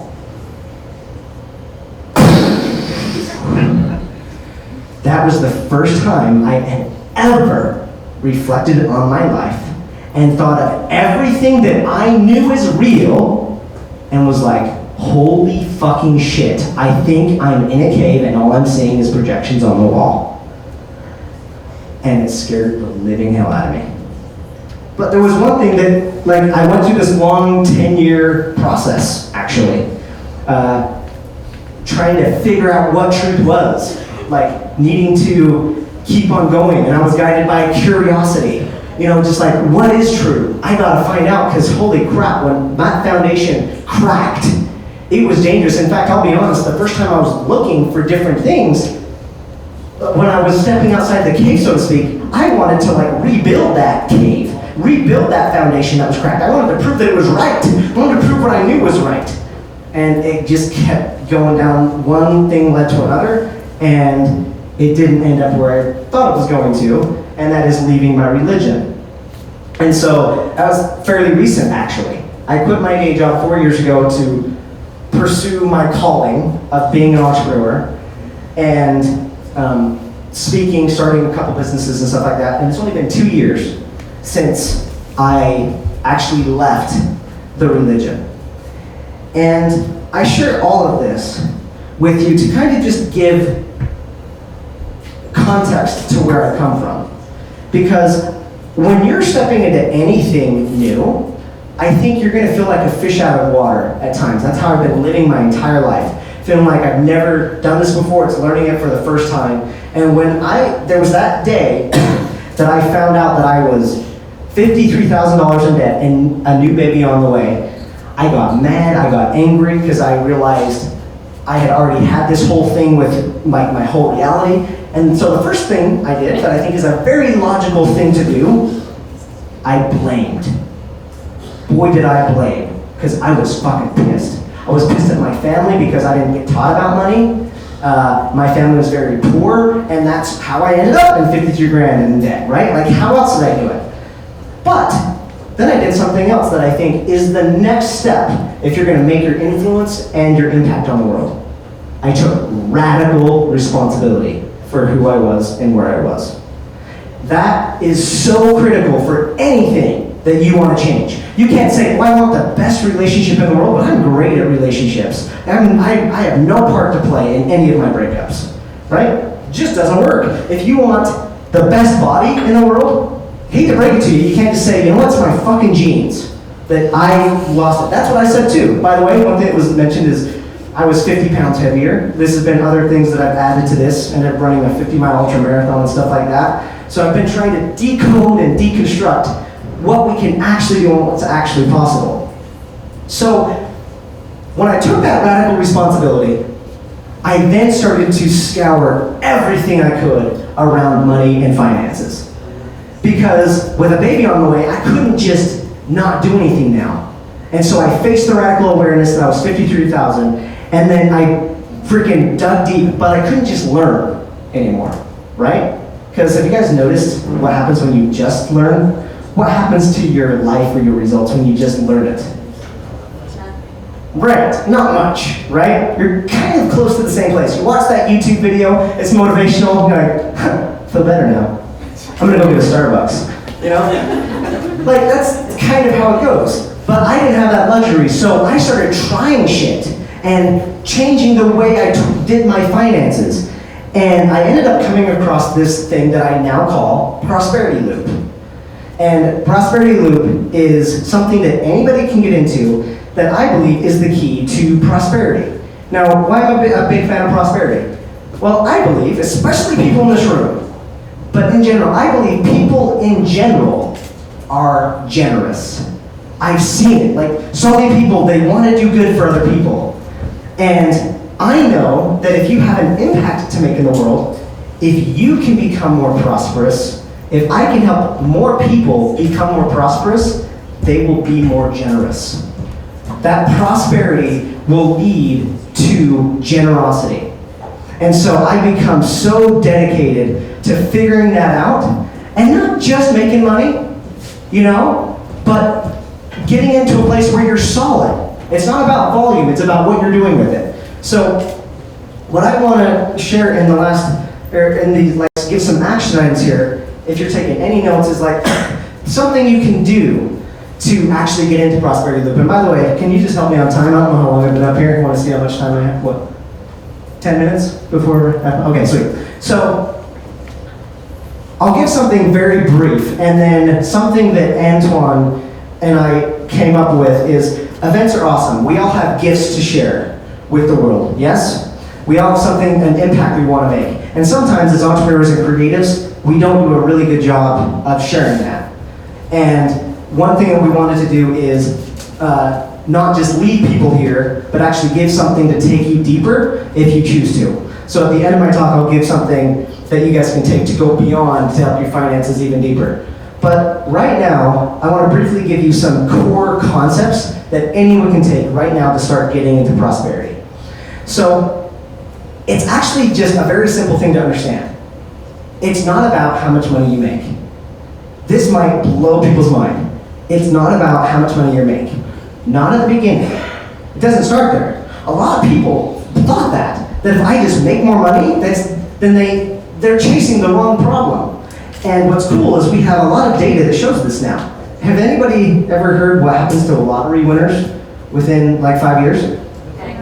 How many people thought it'd be cool to win the lottery? Right? We all think it. I bought just for fun, the last Powerball that they had in the States like a year ago was insane, like over $1 billion, right? Most people that win the lottery within 5 years go broke. Millions of dollars. It's insane. And even smarter people, like people that leave the NFL, True Football. You guys have True Football here? I don't know. They go broke within 3 years. A big percentage of them file bankruptcy. So it doesn't begin with how much money you make. And this was such a cool realization when I got that. Wanna know why? Because I didn't think I was making that much money. For whatever reason, we're really good at getting right here. Like this is our finances and it also represents water. And we get our nose is like barely above it. Can anybody relate to this? It's like barely above it. And then all of a sudden, sometimes we dip under and like, and get kicked from the bottom and get back up, right? And so I went through that entire process and then broke the getting into prosperity down into 3 simple P's. And I call them prepare, protect, and place. So if you're taking notes, those are the 3 things you're going to want to write down. Prepare, protect, and place. So what is prepare? Where did prepare come from? Prepare came from, how I learned about this was, I was doing better with my finances, I had a budget and was doing all this right things. And then life came and did what it does. Because life's always perfect, right? Especially when you make a plan. It always goes according to plan every single time without fail. Right? Yes, exactly. Every time. So I had this perfect laid out plan, and then one day on the way to work, bump, my car, its tire got blown. And so I blew a tire. And no big deal. So I went to the repair shop thinking it would just need a patch. Like, actually your tires are horrible. All of them are horrible. You need all new tires. Right? Kind of kicked me off my rocker. I was like, but I was going so good and this came out of nowhere. How am I going to pay for this? Well, I didn't have the money right then to pay for it. And so it's like, how am I going to pay for this? I was like, when did I actually get tires last? It's actually been well over a year. Man, I wish that God, the universe, or somebody could just say, this is when this is going to happen, because it wouldn't hurt this bad if I just put a little bit of money towards this for when things come up. Because I'm going to start making payments anyway. Why couldn't I do it before?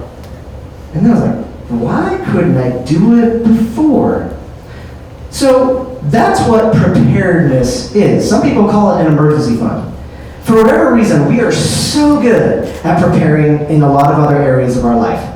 I'm from Salt Lake City. Mormons are huge with food storage. They're preparing for the apocalypse. It's coming.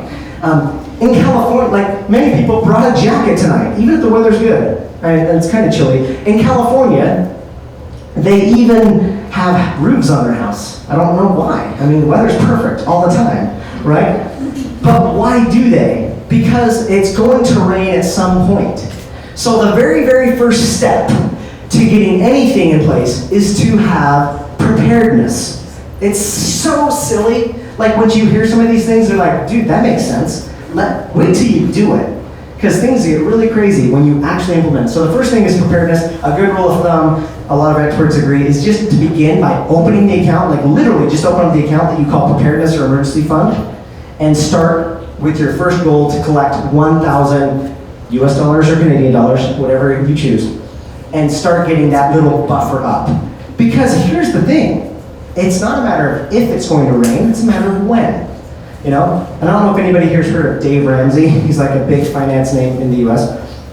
One thing that I love that he says is, you're protecting yourself against Murphy's Law. Murphy's Law states that if something bad can happen, it will.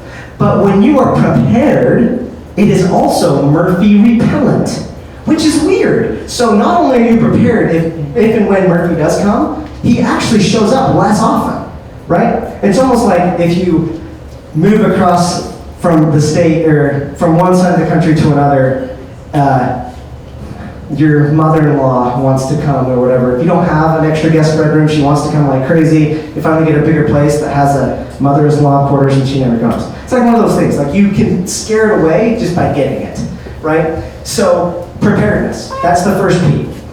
The second P is, okay, what did I do? Prepare, protect. So protect, what does this mean? This is where everything that I teach goes the most radical in my programs. I remember when Antoine first went through one of my programs, we went back and forth on the chat and was like, dude, am I really supposed to set up my accounts this way? So let me help it make sense, because it's going to be the most radical thing you've ever done with your finances, and it's going to work. Imagine I'm holding a pail of water. And in this pail of water, there's a hose with water going into the bucket. And in this pail of water, there's also holes at the bottom of the bucket, and water is leaking out. If I were to ask myself, if I was looking at this and said, how much water is actually leaving this bucket? I actually couldn't answer that. Why? Because there's water going in and water going out. The only thing I could actually ever measure would be like the fluctuation of the water in the pail, right? Like maybe if the flow of the water was slower, more is leaking out, right? But I couldn't actually see how much, couldn't feel how much was actually leaving. Here's a confession I have. This bucket is a physical diagram of what my checking account looked like, right? I had money going in and these leaks all over. And I kind of knew I had stuff like rent, that's a leak. I knew I had credit card payment, that's a leak. And I had all these leaks, but I didn't really know. The only thing I knew was how much was in at that time. And that's how I made all of my money decisions. How much is in the pail right now? But you don't actually ever perceive how much money you actually have if you are operating at a one-way checking account. And so I was like, holy shit. And then, of course, this is where problems really happened was I would go buy something or one day just get letters in the mail and I get a bank letter that looks different because it's out of a different time from when I should get bank statements. And I open it up. I don't know if anybody's ever gotten this letter before, but guess what it said? Overdraft. It's like, what? How do I have an overdraft? Right? And so I was like, how cool would it be if when I looked in my income account, I knew that was money I actually had? What if I could actually have 0 leaks in my money? So I literally felt it. Guess what? You can have that. And it's actually really simple. And at the very first, it sounds like, is that going to be easier? This is all it's doing. We're operating out of one checking account, one bucket. Do this. Two checking accounts. So let's talk about what they do. The first one is your income account. That's where money goes into. That you are just going to decide from this point moving forward that you will never have any automatic payments that come from your main income. That bucket should be protected. Protected from, it's crazy how many people have access to your money. If I were came into here and said, do you know how many people have access to your bank account right now? Most people would be like, none unless I'm getting freaking hacked by somebody, and that'd be scary. Actually, there's a lot of people that can dip in there right now, and we don't even really know it. And so what are they? All these people that we set up automatic payments on. But the problem is, even though we kind of feel it, we know because we set it up, we don't really feel what's happening with our money. And so what you do is in that second account, I call it my outflow. That outflow account is where you put money for all of your automatic payments. When you put money in that, it's just considered gone money for that specific thing. For example, if you have an automatic rent or mortgage payment, it goes into that account. So now you have awareness on your money because you know that anything in that outflow account is money that, as far as you're concerned, is gone money. It's already spent. My credit card payment's in there, my other payments are in there, it's in that account. Also, anything that you see in your income account, you know is no fluctuation. You know it's money you can actually do something with. Are people still with me so far on this? Yes? Okay. So, again, this is crazy. And it works. Because people, here's the other benefit, or the other consequence that people usually don't have, or don't recognize at the front of this, is you have money leaks that you have no idea you have. One of my favorite things is when my students set up this piece, because they're like, holy shit, I had this money leak that I had no idea, because you don't perceive it, because it's in the same account. One of my students last year, and I'll show you him a little bit later, it's fun. Now, no judging, promise me no judging on this. He was my favorite student named Dallas. He did this exercise and he found out he had a little bit of a money leak. Guess how much money he was leaking a month? Just throw out a number, just some random number. What's that? $1,500. Anything else? $7,000. Right? $7,000. Now, He is an entrepreneur, like many people. And I know many of us want to get to the point where we're making hundreds of thousands of dollars, to the point where we get to be a millionaire status, right? He's on his way. Here's the thing. The percentage of leakage to the amount of income wasn't that big. So it was, again, the fluctuations are just happening. He's making anywhere like 40, 50, 70, $80,000 in that account. 7's easy to miss. It blew his mind. We have this all over. So that one thing's gonna protect you like crazy. This is what it's like. One last example on this that I give to keep it kind of gnarly. Imagine you got stabbed and you're bleeding. It's kind of dangerous, right? You need to go to the hospital, right? But let's up the ante. What if you got stabbed, you're bleeding, and you don't even know it because the blood's invisible? That is what was happening to mine and 70+% of people's checking account. So I just tell you that's the benefit that it gives you. It plugs those leaks. That is protect. You're protecting your main income. Now, I lied to you. Unfortunately, I told you that protect was the most radical idea. It's not. It's pretty radical. But once you get the hang of it, it makes sense to people. They're like, oh, I can protect my income, and I know there's what I'm seeing is money I can actually do something with. The most radical idea is something that I call place. Place is transcending budgeting. Budgeting of tomorrow will go away forever. And people that incorporate place are going to be the rulers of making the greatest impact on this planet. So what is place? Placing, as radical as it sounds, is taking all of your money and spending it all at once. The title of my TEDx talk was How to Get Out of Debt by Spending Money. And it's because of this thing. Taking the money that you now have in your income and spending it all at once. So what does that actually mean? What does it actually mean to spend it? You're saying I'm spending it? Yeah, what you're doing is you're taking the money that you now know you have, what's in that income. When you're looking at your income account now, you know that that you're taking care of on your automatic payments. All of those are going with the outflow. You know that that's money you can't touch, right? And so now you're looking and making decisions based on your income. What's left? And your job is to take every dollar and put it somewhere for some specific thing. Why does this work so freaking well? Because money, number one, is slippery. And when we don't give our money something to do, it slips through our fingers and finds a new owner. And I'll give you a little quick story that I think maybe somebody has heard that will tie all this together. Has anybody ever heard of the marshmallow experiment? It was done at Stanford University. So in the 60s and 70s, Stanford did this thing known as the marshmallow experiment. They brought cute little kids in and as test subjects, and they were given a marshmallow in front of them. And they were given a choice. They could eat the marshmallow right then, but if they waited, then they would get 2 marshmallows.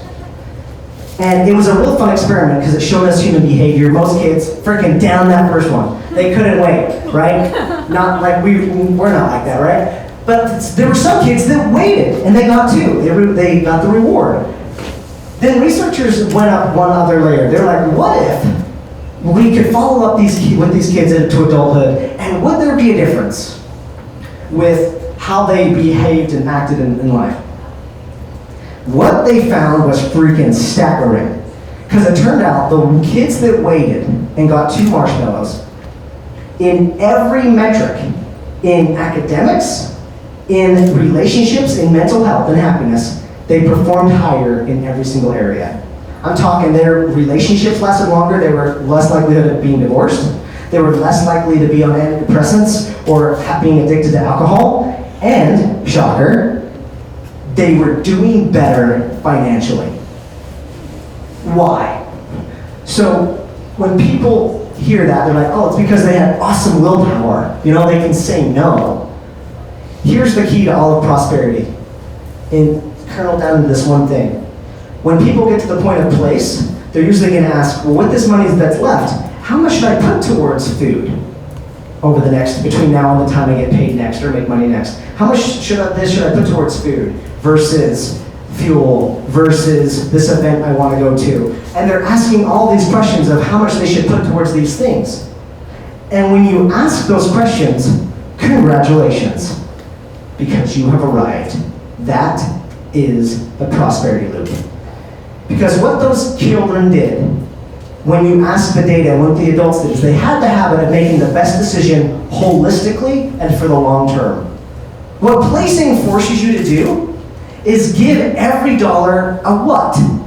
A purpose, a job, something to do. But what it also does is it's doing the best thing for the picture, for the whole thing. Instead of right here in this isolated moment when I'm having this urge for Starbucks, I'm gonna buy that. Not saying you shouldn't buy Starbucks, you freaking should. In fact, when you're doing your placing, many people say you should have what I call FU money, you know, and all these things that you can blow guilt-free. That's what this does. And so that's the formula.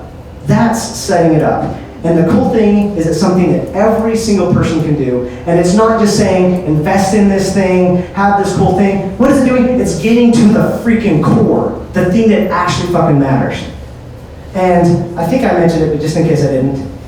I was in debt after I got deadly serious and said, I'm going to fix this. I was going to get out of debt in 12 years. That's if I stopped digging. That was my debt-free date was 12 years. I got out of debt in about 2. So I saved a decade by doing this. Because you're developing the habit. Go for it, please.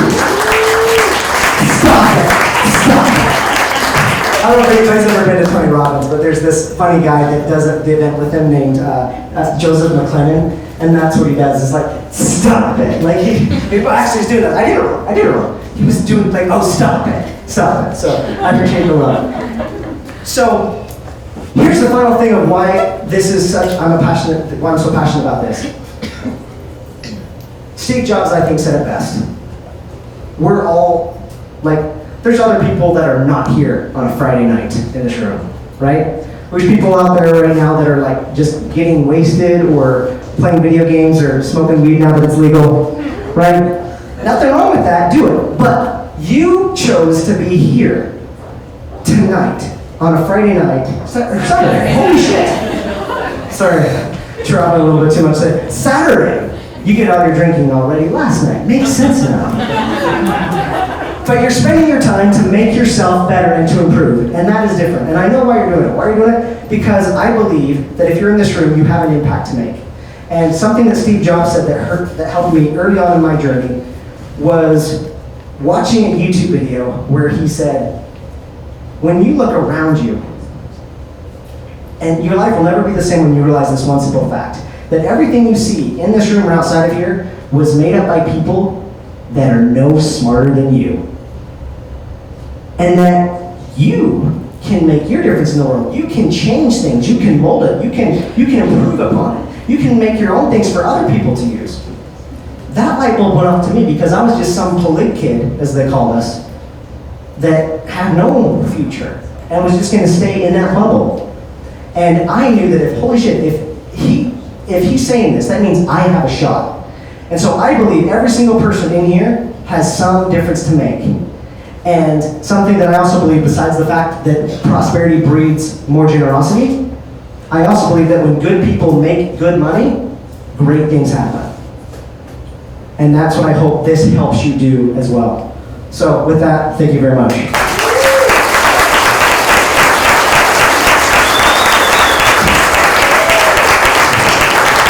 One last thing. So, I have something for you. So, again, when Antoine and I were talking about this, we were trying to find out, okay, what's something that we can give people that's a foundation, anybody can take it, and then also, if they wanted to go further and deeper and get it actually set up, they could do it. Does that sound cool with you? Yeah? Yes. So I want to help you make that difference. So this is what this is all about. And so here's a couple people. So what you're going to see on here these are students that have gone through the whole process that I just showed you how to actually install it and stuff like that. So here's my friend Heather based in Southern California. So I freaking love her. She actually, it says paid off 3 cards. It's actually at 5 now. I need to update this. So this was just a few months ago, but she's completely shifted her relationship with money and paid off 3 credit cards within a few weeks. This was the guy that was $7,000 every single month. His name's Dallas, so this is why he says what he says. I was blown away. I honestly didn't think he was going to do anything. But then after setting up my money the right way, following it the way it should, he reduced his debt by more than 60 grand in 2018 alone. The program is simple and massively effective. If you have a chance to implement it, you're nuts not to. Thanks, Dallas. And then Ezra. Ezra's close to my heart because he actually grew up in the same environment I did. And he has multiple moms as well. Not quite 45 kids, but siblings, but still. And what it did for him is something that I love what it does with a lot of people. It gave him peace of mind and control and focus on making more money. Because again, with the productivity thing, if you have all these worries, it's hard to make more. But if you believe in the universe, and like I do, like you believe in abundance, what's really cool is when you give a foundation and you give something solid, I think of it as a way of like showing the universe is like, I'm a freaking vessel, come through me now, it's not gonna leak. Did that with him. He went from $300 short every week to made an extra $7,000 in the next month alone. So it was his first $10,000 month, and I was just talking with him earlier this week, and he said he's had multiple, he's at like 15 grand right now. He's had multiple $10,000 months since then, so freaking awesome. So what is this? Something that I've not announced yet to any other stage, but I'm doing it right here in Montreal, Canada. Thank you. Mom, appreciate that, Mom. Thank you. So, what is this? This is Prosperity Loop, the boot camp. So, this is based on my TEDx talk, but it's a 6-week program that the entire thing, what I wanted to do when I created this is, what can I do to take all these principles and just walk people through it? Let me tell you what this is by first telling you what it is not. It is not theory. The boot camp is just that. It is action. It is do this. The very first thing is getting freaking real. What's your current financial situation right now? And just going deep, because that's how you're going to get the result. It's not just giving the fluff. It's like take this action right here in really short videos of like 5 minutes, consumable over a 6-week period. So that's what it is. Purpose-driven finances for purpose-driven entrepreneurs and people that want to create influence. So what are you going to get? So here's several main concepts that are coming with it. A step-by-step guide to starting right, to getting on the right foot. Debt destruction and setting up for Murphy. Do you remember me mentioning Murphy's Law, right? If stuff can happen, it will. So it's designed to get you in the right frame so that you're protected from Murphy. Concept 3, making the switch. So from where you actually are to being completely different, setting up your finances that's from poor-based things to prosperity-based.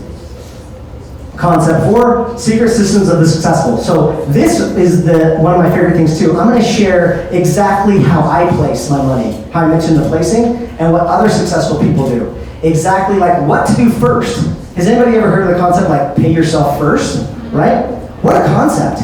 So in this, we're going to show like the exact systems that when you are placing, where should the monies go first? No matter how much you have, what are the things that should actually happen first? And I have everything of the value, that's a total value of like $3,900. And this is for this event only.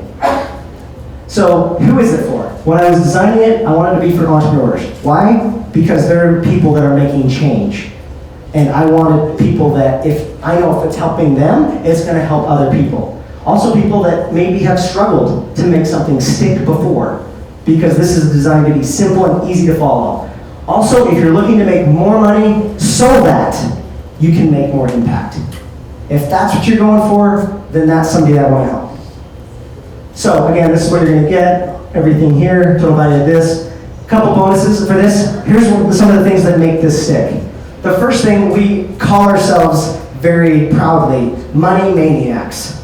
So why are we money maniacs? Because to do this crazy stuff, just like Steve Jobs has coined phrases like you gotta be the crazy ones, that's kind of our version of crazy ones. We become money maniacs that are in the community that stick together and make us actually hold each other accountable and do what we say we're gonna do. And so that is a bonus that's coming into this for the first 10 people only. And then you get a second bonus in this that I call Make It Manifest. What Make It Manifest is this is an extra piece at the end of the program that's like, now that you have the foundation in place, how can you vision set, dream set, and now plan to make more money? Because once you have that in place, then it can come. So that's a bonus that comes included as well. So again, all of the concepts as well, plus the first bonus of Money Maniac Community, the bonus two of Make It Manifest, $5,400 value. And I mentioned this before, so I just wanted to put it here again, is like the focus.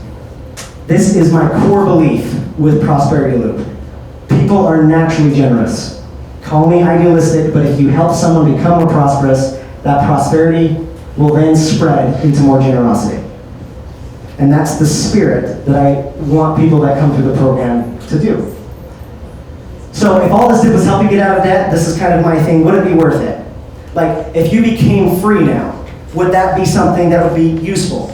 Or if all this did was deepen one kick-ass relationship, because we have a lot of awesome people and you're gonna meet really cool people, like just like this, if you have a couple people to take it with you, in that relationship, what can one relationship do? Or if you change one other person's life because you were able to now have freedom and peace of mind to pursue your passion, would that be worth it? Or if I shaved off 10 years, if all I did was shave off 1, 5, or 10 years of your financial learning curve, would that be worth it? Right? So that's why I have the value set as over $5,000. And for the general public right now, I just launched this, it's $19.97. But because you're here at Influencers Unite, dun, dun, dun, if you enroll today, it's just $9.97. And so what you gotta do if you want to enroll, again, this is for the first 10 people, because I know some people are on the right spot, that's cool. And just for the people that are ready, go to calvinwayman.com/IU for Influencers Unite, okay? So that's what you'll want to do is go to calvinwayman.com/IU. And there's one more last thing that I wanted to do here. And this is something that you'll like this. And you'll want to, so somebody was asking me earlier if I do coaching and stuff like that. I've been blessed to be on over 100 podcasts in the last 4 years that I put my day job, sharing my story, and also sharing like how I wrote my book, how I got into speaking, how I started my businesses. And because of that, I've had people come to me and ask for coaching. And at first I said no, because I was in the middle of building my businesses and traveling, I didn't have time. And so, but after I had a few people come and ask me, I finally said, yes, I'll do something called a VIP day. And a VIP day was something where I would sit with people for the afternoon, all day, to just make the strategy of how they're gonna grow their business. Go from this to this. Sometimes we would install finances and stuff like that. If we give a strategy on how to launch their business, how to get into speaking and stuff like that. And my VIP day, just to be transparent on numbers, was $5,000. And so I said that with you because I was doing VIP days for a while. I'm no longer doing them. So even if somebody came to me, I'm no longer doing them with everything I have going on. But what I wanted to do to stay into the spirit of what this event is, and to stay with what Anton's doing, when we wanted to create this, is I'm doing private weekly coaching with me, the $5,000 value, with the program completely included for free. Cool? So that's going to be for the first 3 people that do that. So again, that's going to be 4 weeks of coaching. The whole program itself is 6 weeks. The first 2 weeks, it begins on June 3rd. And the first 2 weeks is just you going through the videos so that you're focused on that. And then after you've done through videos, after you've seen it, you and I and the other couple of people that are in there will do weekly coaching for a full month. Stuff on this, making sure it's getting in there, having me with you for a full month to make it actually happen. Cool? So that's what it is. Not the regular price, just $9.97, calvinwayman.com/IU. And the main point I have here is with Ezra, the reason he felt so close to me is he grew up literally in the same religion that I did. And he was somebody that came to me after he did it, and he was like, honestly, I barely had anything to do it, but because I did it, I'm now able to like flip houses. He just barely said, honestly, I actually had a $90,000 month last month. I was like, what the fuck are you talking about? 90 grand, what'd you do? He's like, I just flipped a house. It's like, that's insane, that's awesome. And so that's the type of stuff that I want to help people do. So this is what's next, if this sounds interesting to you, calvinwayman.com/IU. Just one last time, because I know some people ask, okay, show me what you're getting. You get the step-by-step to starting out right, the debt destruction to become free, the making the switch from what you're currently doing to the new way, secret systems of the successful. You get access to the Money Maniacs community. It's a Facebook group. The Make It Manifest, how to make more coming in. And of course, the private coaching with me as well. Total value of over 10K and just $9.97 today only. Cool? So, I want to say one more time for being here for my first ever Montreal visit. Thank you guys so much for having me. Wow, thank you, Calvin. Montreal's lucky to have you. Just a quick question. When are you going to be, how long are you here for? Until like 4:30 in the morning. Oh, really? Okay, so what's your plans tonight? What are you doing? I'm free. He's free, everybody. He's not single, though. Sorry, ladies. But, I'm not a polygamist either. I'm going to be in the back if anybody has any questions. Actually, did I miss the questions? Oh, well, no worries. well, you can find him afterwards for questions. If you want, he'll be in the back if you guys are looking for him, which I know you guys probably will be. Calvin, you are an amazing speaker, by the way. TEDx, wow, that's huge. It's been a work in progress, just like you mentioned. That's- I felt that. You're like, Wow. I made this motherfucker. I made this. I feel it. Yeah. Okay, well, we're gonna have to talk because I love shopping and I have a shopping addiction, and I think that maybe you could help me on that. I was talking to my boy Marvin. Now he's my boy. I just met him tonight. We have a lot in common. His passion also stems from holding a microphone. He is part of a company called the Elite Speakers. I don't know much about it, so I'm excited to hear his story because I feel like this is something I'm gonna, after tonight, end up going on a mish to Toronto and experiencing it firsthand myself. So Marvin, you're over there. Come up here to the front and tell everybody a little bit about yourself. Yeah, Marvin! Look at Marvin down that aisle. High five, everybody. High five. There we go. All good. Yeah.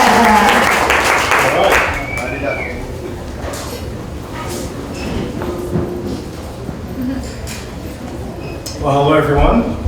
Hello. Hello.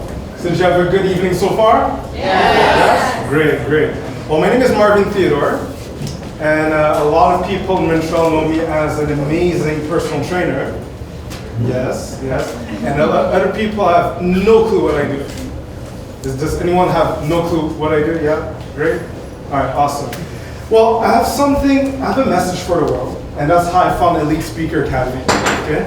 And the person who's supposed to be here, Armin Shafi, couldn't make it, and out of nowhere, he's like, hey, would you like to go and speak for me instead? Out of nowhere, and I just get up, and I'm like, make my day, let's go for it, let's do it.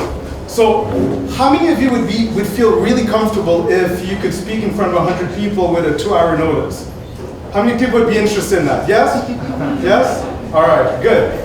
Well, that's what's important about it, is that most people feel like it's the worst thing in the world having to talk in front of other people because they feel like anything that could go wrong is going to go wrong. What am I supposed to say? Maybe they're not going to like it. Oh my goodness, why they look at me that way? Everything but connecting with the people in front of you. So today I'm going to make sure that you get as much value as you can from my message, my story, and what Elite Speaker Academy used to do for you. Is that good for everyone? Yes? Perfect.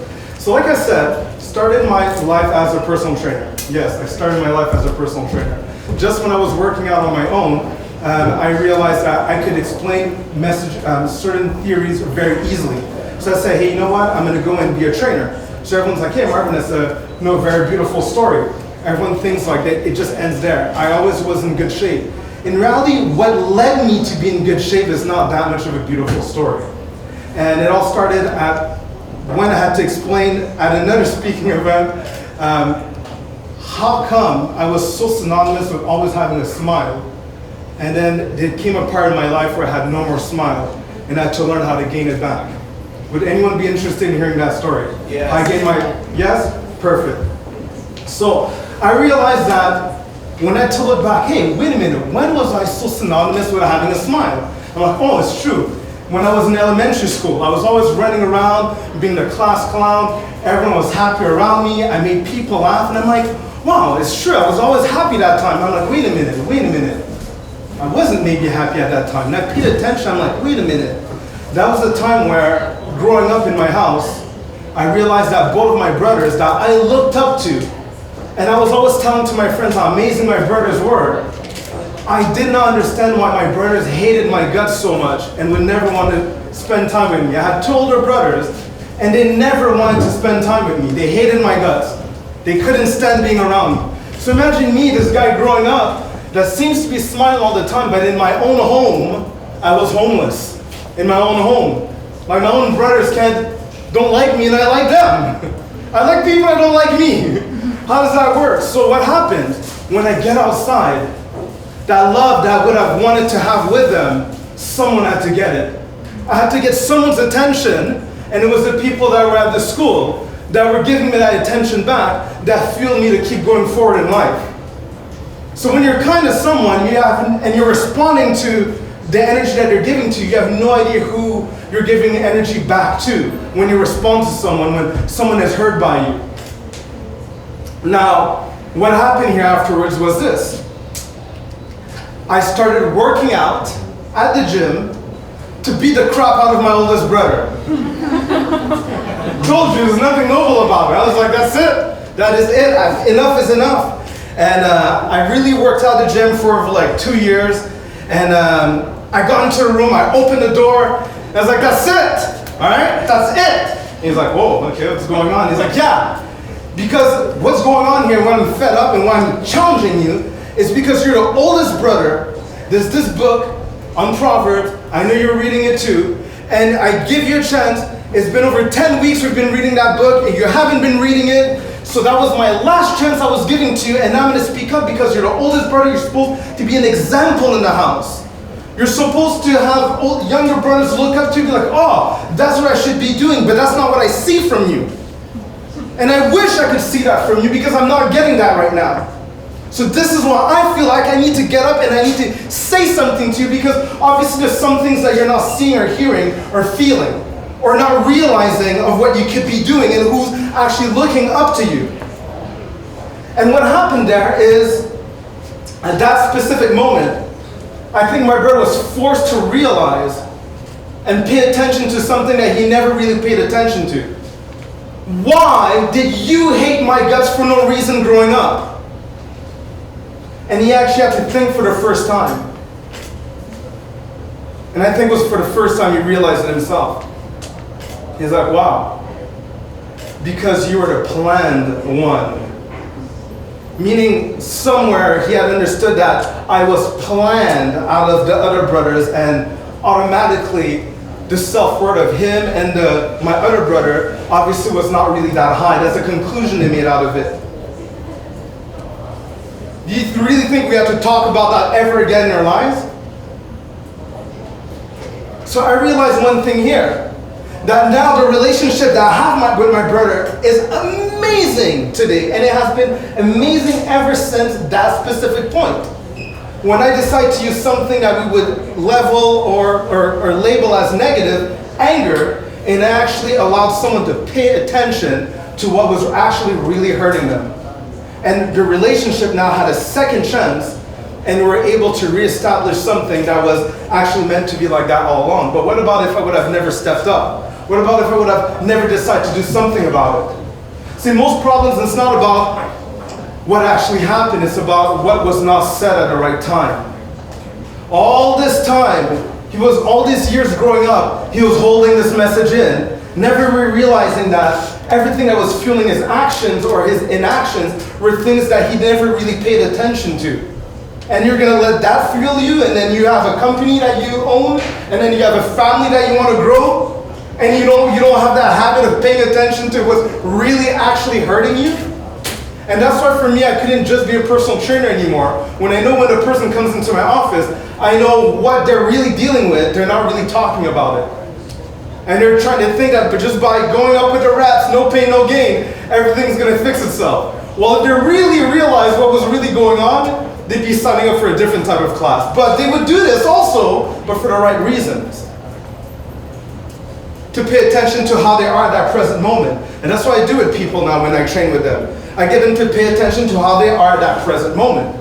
See, if you know who you are, the best of yourself, the truth, at the worst moment, when things get critical, you won't say stuff that will disrespect that positive curve you have about yourself. The best of yourself, you won't say stuff that will disrespect that reputation. That is the truth about the best of who you really are. If only someone could remind you of that when that situation is critical. And that's why I want to teach people when they're at the gym. You choose the critical way that you know you really need to focus to get it right. So I practice being on the edge of something and getting things right versus so easy for me to find what's wrong in someone else. So when I said my message, I have a message for the world, it's this, is that it comes in two parts. And the first part is that pain tells you to pay attention. Pain tells you to pay attention. And when you realize what's really giving you pain, you won't really be yelling at the person that has nothing to do with it. Because someone's going to get it. If you don't get it, someone's going to get it. My second message, like the second part of it is this, is I realize that there's three things that will always come back. And this is the part where you really want to take down notes. The three things that I've concluded that no matter what human is going through, this is just laws of nature. Number one is this. You have received a gift of energy that is individual to you. It doesn't matter about the person that has washboard abs in the magazine cover. It has nothing to do with them. Even your friend that encourages you to go to the gym with them. Okay? Even them. Your gift of energy is individual to you, and you have to find the different ways, yes, in plural, where you could spend that depending on when you're going to have a good day or a bad day. So there's always something happening any day. I just solved like 80% of the problems with people I can't work out. Yeah, there's different options for you to spend that energy. But it's different for each person. When you get it, it's like your medicine. There's a truth that you could tell yourself, I do feel better. So you get to reinforce that self-marketing. I do feel better. Okay? That's number one. Number two, the second gift that you have. And like I said, if you don't spend that gift, I just want to reinforce it, you harm yourself. Because that's the amount of energy that you need to spend in that day, that if you don't, it comes back and hurts your system because it was designed to expend that amount of energy. So once again, pay attention to yourself. Number two, your emotions.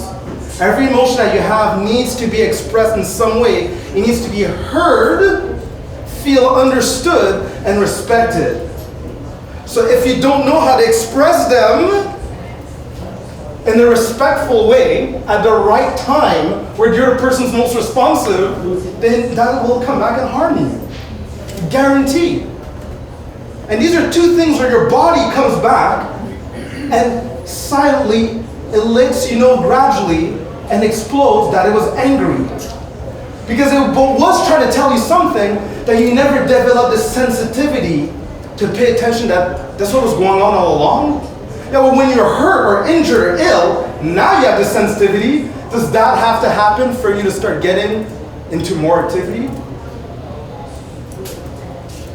So number two is me being able to feel heard and respected with the emotions that I have. Yes, we need to express them, but in a way where it does not harm the person that's hearing it. Okay? So respect here.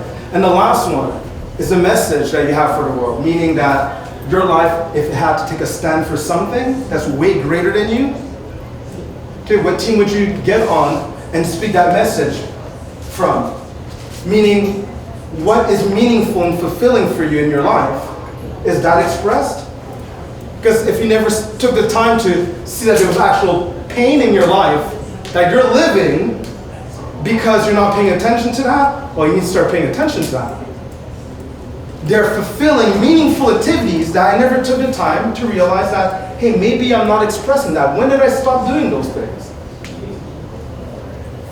So what I find as a great strategy for people is to get them to find what's meaningful for them, with the level of energy they need to spend, with the amount of emotions that they feel the most likely to express, that they need to express.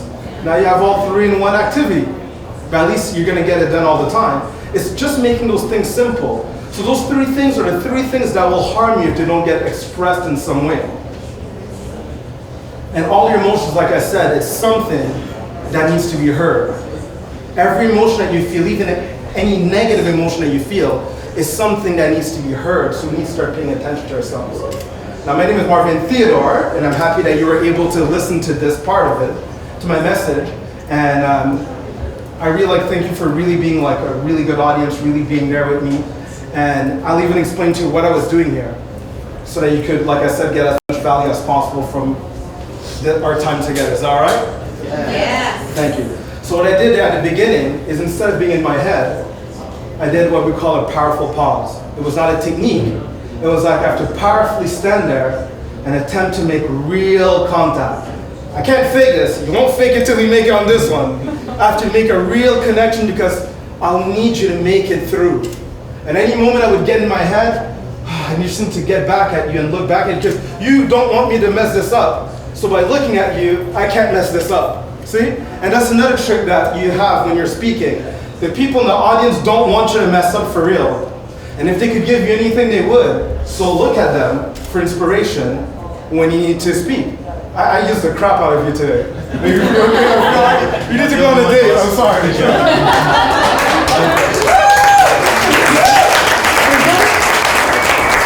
That's what I did. Okay? And those are the things I learned at Elite Speaker Academy. They're very simple. Is that it's not about the content, oh my goodness, what am I going to memorize? It's more about the context of what are you here for? And if you're someone that is already used to exercising their core, who they are, things that are meaningful to them, it's kind of easier to kind of swimming in what is your essence and what you stand for. Okay, so then it becomes much easier for you to be able to do that. So once again, the context that you're able to set is the most important thing, and being able to communicate heart to heart is going to be the most important thing. So for anyone that's a speaker, that's an author, that's a coach, being able to speak up at the right time, even for your relationships, is something that's going to be extremely important. So in terms of business, in terms of your relationship, these are tools that I find are just essential for us to be able to do. Because I don't have to try to come and memorize a script. I just have to come heart to heart, be here with you, and just remember myself at all times. And if anyone knows, or everyone remembers, what is meditation, if anyone knows what meditation is,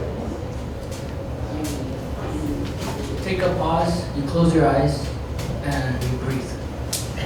take a pause, you close your eyes, and you breathe. And you know what that enables you to do? To know yourself at that time. It allows you to be present. So being able to be present while in interaction with other people, you can't let your head get in the way. You have to be heart to heart in an active meditation, meaning I know myself, I know my truth, I know my message, and then there's only enough room for this and connecting heart to heart. That's all there is. There's not enough space for anything else. And that's the way I was able to deliver this message here with even just a 2 hours notice. Okay? It's not that complicated, right? So, does it work, Elite Speaker Academy? Yes, it works. I did over like 4 different shows or seminars of Elite Speaker Academy, because I was hired there also as a supervisor. And my first chance that I got to be able to speak in half an hour, I did $1,200 in half an hour. Can we applaud that, please? Yeah? That's what I'm doing like today right now. Okay? And it's that simple, once again, once you know what your message is and you have a message to share. And that's who it's for. I have a message, and I want to make sure that my message is understood, and I could just speak from my heart, and I don't have to get complicated in my head and stay up all night about what I'm going to say or what I'm going to do. Well, just be you and connect from your heart. You know, and then the other logistics, well, we'll cover that too, but if you get that, you have everything. So what I'll do right now is I'll let you know that I will be in the back. In the back completely, you see a banner, if anyone could look backwards, there's a banner. I'm going to be behind that banner. And what I'm going to do is I'm just going to stay there, because I know a lot of people are going to have a lot of questions that you might have of, really, what is it? Look, listen, I'm just here to share my story and to let you know as a living proof this really works and completely changed my life. And if you have more questions, you can see me in the back. The course, the price, the details, when it's going to be, those are all things that we could work out. It's in the back, there are payment plans. and we'll call you back on Monday with a specialist that'll have more information. I'm going to be there to answer just about any question that you have, because I was also one of the assistant speakers there at the previous one. So once again, I've seen it left and right. I see people like you going in there and coming out completely different people. So I'm at the right place to let you know if this is a good thing for you or not. So any questions you have, please see me in the back. And I really would like to thank you once again for being here. Please do not hesitate to go in the back. And thank you so much, everyone.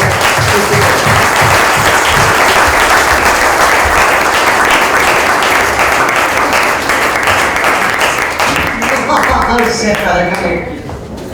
Okay, I asked you guys to raise your hands when you get goosebumps, right? And maybe like a quarter of you guys rose your hands. So right now, after this speech, goosebumps? Like, holy shit, I need to join this. You are amazing. And that was straight from the heart. When you mentioned, so a big thing that really resonated with me was when you said your pain, what was it, your pain tells, Pay attention. Pay attention, pay attention. So something with that, what I really wanted to share is when I was on The Bachelor, they called me the joyologist because I'm always so happy. And that was always this weird thing about me, is that I was always super happy. But it got to a point where I also started to wonder, is something wrong with me? Because I'm always happy, and I never knew what it was really like to experience what people would call a depression.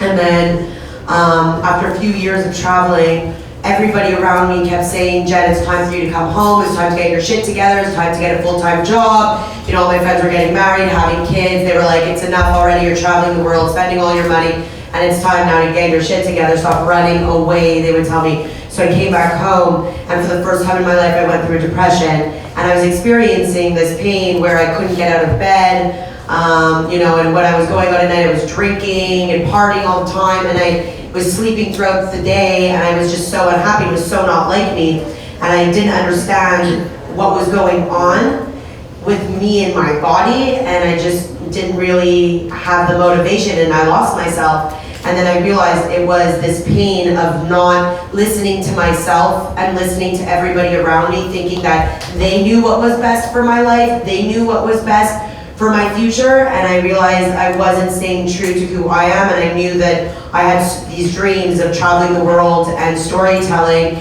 And so the second I packed my bags and I left again, it's like that's when like I was just like, oh yeah, I get it now. It's like I finally experienced what this depression felt like, of, you know, feeling immobile and not moving and losing that passion and that purpose, because I stopped listening to my heart and myself. And so what I would like you guys to get from this is to listen to that pain, to listen to your body, to thank yourself for it as well. Like when I went through that, I was just like, fuck, this sucks, but thank you, body, for letting me know that I'm not running away. I'm just running away from living the life that other people are living, that 9 to 5. If it's good for you, that's amazing, but it's not what I want. I'm running away from that, but that, you know, isn't really running away, it's running towards. So in the end, I want you guys to take whatever pain, whatever sadness, whatever happiness, whatever the fuck you guys feel, because feeling is a gift. I want you to take that and use it as your fuel, use it and help you find your passion, your purpose, your flow, and just listen to yourself and listen to your heart, because nobody knows you better than yourself. So, thank you for that, thank you.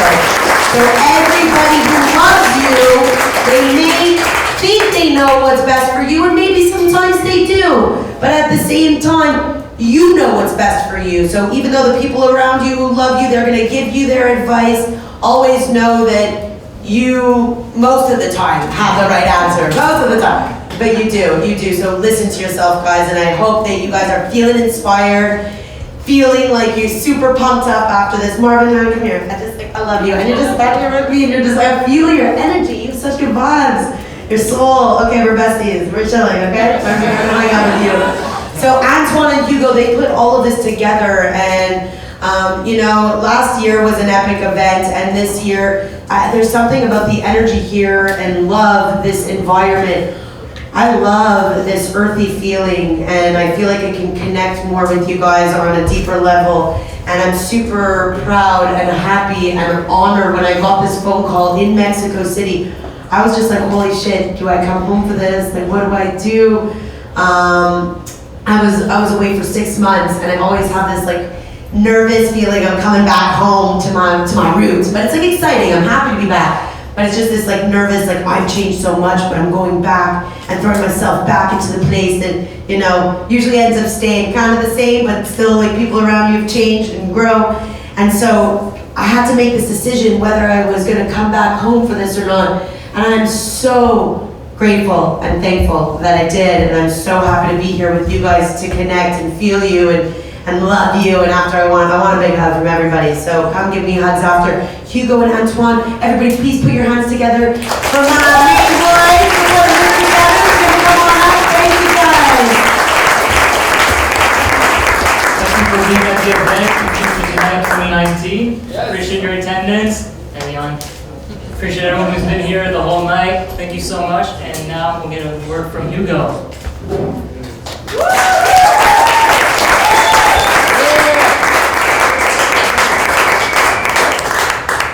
So how many of you speak French? Okay, good. So, je vais parler en français pour faire changement. So, je mets souvent les gens sur un pédestal, tu sais, parce que j'aime les gens. J'aime que vous soyez ici, tu sais, jamais de ma vie j'aurais pensé que j'aurais fait un événement, jamais de ma vie j'aurais pensé que j'aurais fait un podcast. Mais, you know, things just happen in life and just have to go and do it.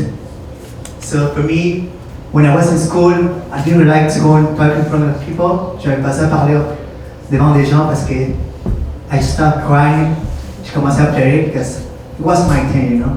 But now I'm here talking to maybe 100 people, and I really, really appreciate all of you that came today.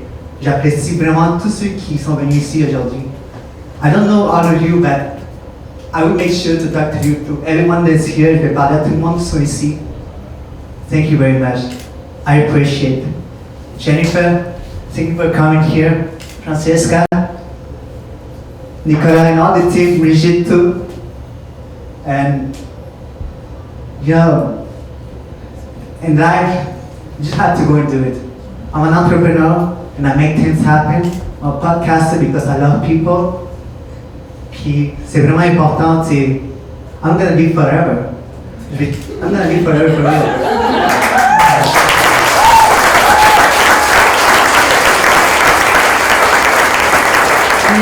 Because when you love people, you just want to continue meet people and meet people. That's life. Business is people, and we always remember this. Thank you very much.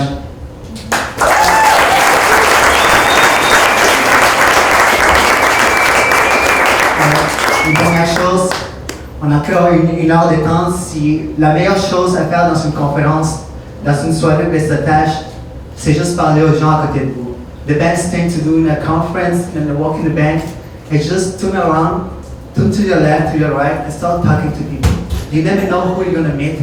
So we have just an hour, and you can just talk with all the people here because you never know who you're gonna meet. So let's do it. Thank you.